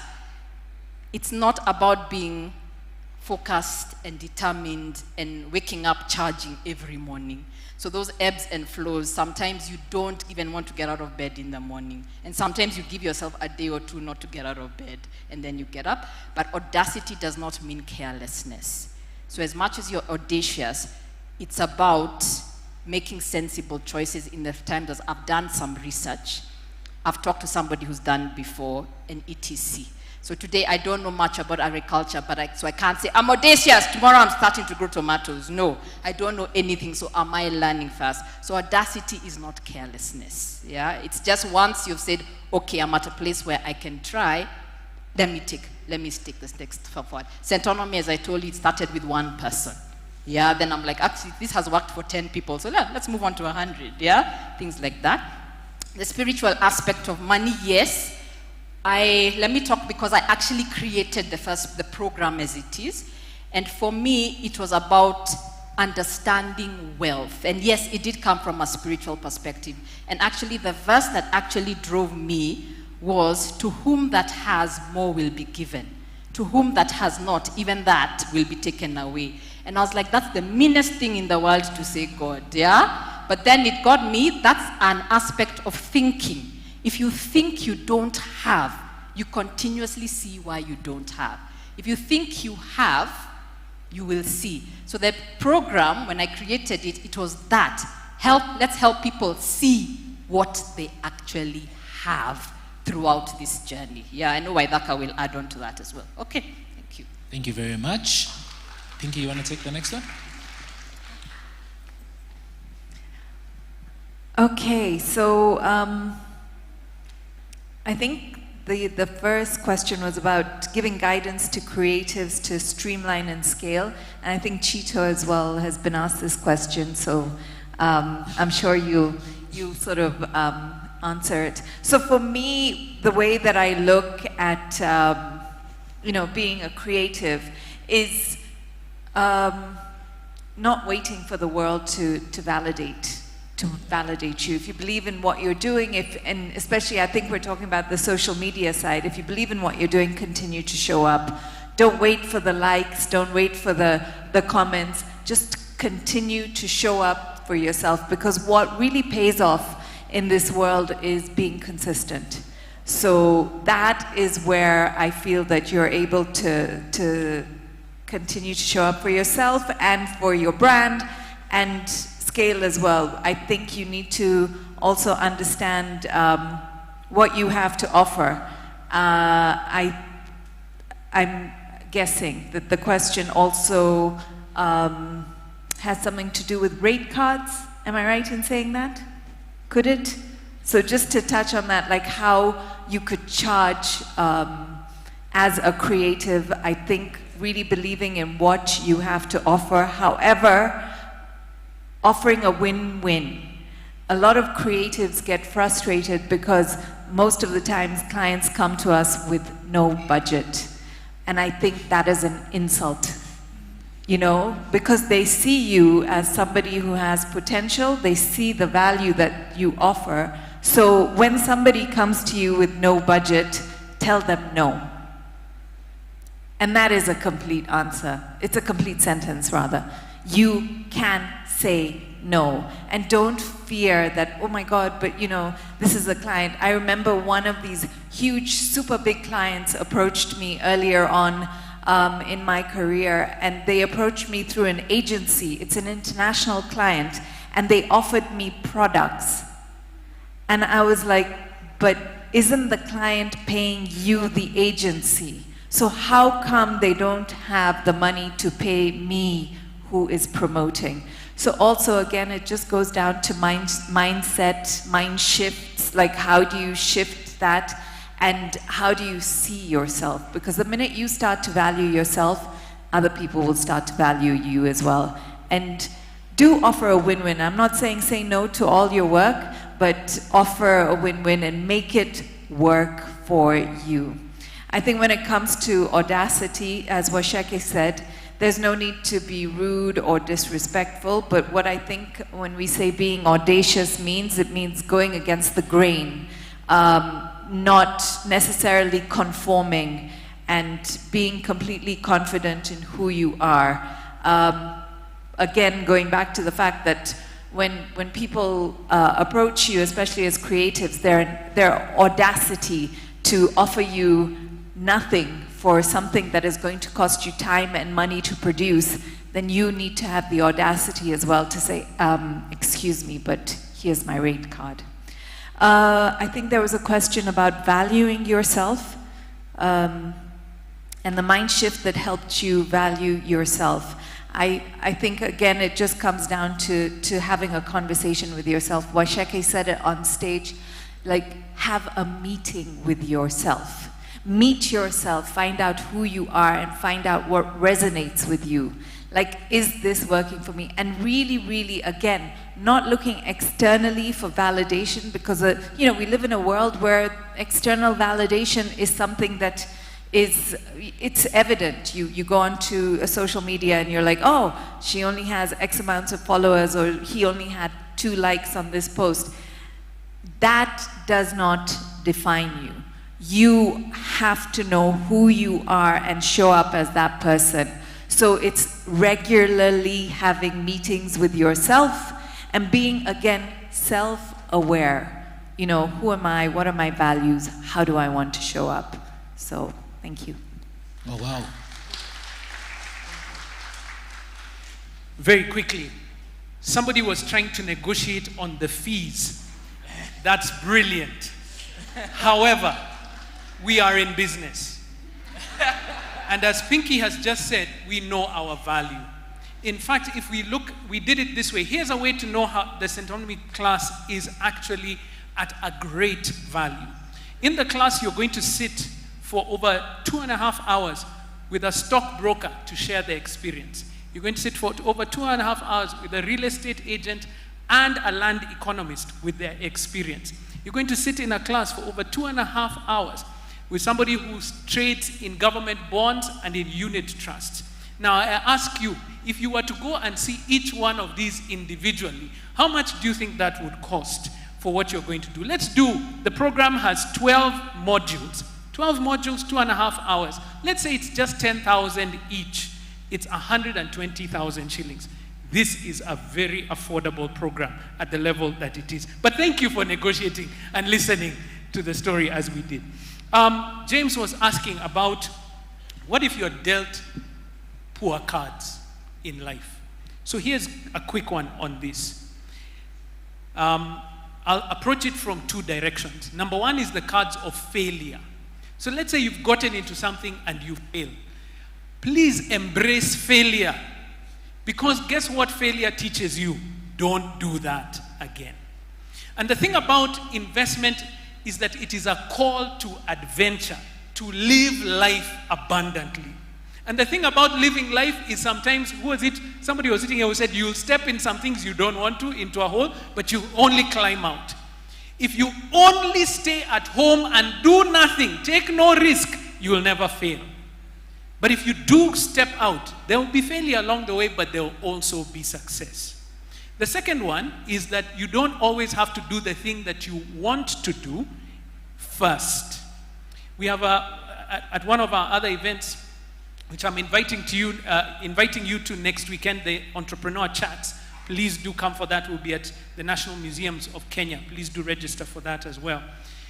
We had one of the entrepreneurs who just said this. I started my business. He's a producer. You must know him, Eugene Bogwa. A lot of the programs that you see, locally produced programs, he produced. When he started his business, when he started doing business, he used to sell DVDs. Now, was selling DVDs his dream? No. But he was using the selling of DVDs as a stepping stone, not the thing that he wanted to do, but to fund the thing that he wanted to. And so sometimes it may be to say, for this season, I'm willing to do this in order to grow. So, as I said, those of you who are entrepreneurs getting into business, next weekend we'll be at the National Museums of Kenya and also online for the Centonomy Entrepreneur Chats. Don't miss out on that. It's going to be an amazing session as well. I wanted to mention on the spiritual factors. The person who asked, are you up there? Still wave at me in case I didn't see you. Just wave. Do we cover spiritual issues? Great. Good to see you. Where are we at the moment, sir? Which place are we? Those who have, the Bible says, those who have eyes, let them see. Those who have ears, let them hear. I'll leave it at that for you, my brother. Ladies and gentlemen, I call on you to take action. Register, come into the class. If you need any more information, we have a wonderful team at the desk outside there. They are there to help you out. Do not leave this place and say one day. The day is when? Today. Thank you so much. God bless you all. Thank you so much for that. We are right at the dot of the time that we had promised to be leaving you. If we could all please stand so that we can conclude and then we go. Since you asked the spiritual question and we are in a church, I guess it is only fair that we end with the words of the grace. I believe we know the grace. Let us try it out. If you don't, I am ad-libbing it here. You can say what I'm saying after. So let us say together, may the grace of our Lord Jesus Christ and the love of God and the fellowship of the Holy Spirit be with us now and forevermore. Amen. Have an amazing, amazing Saturday.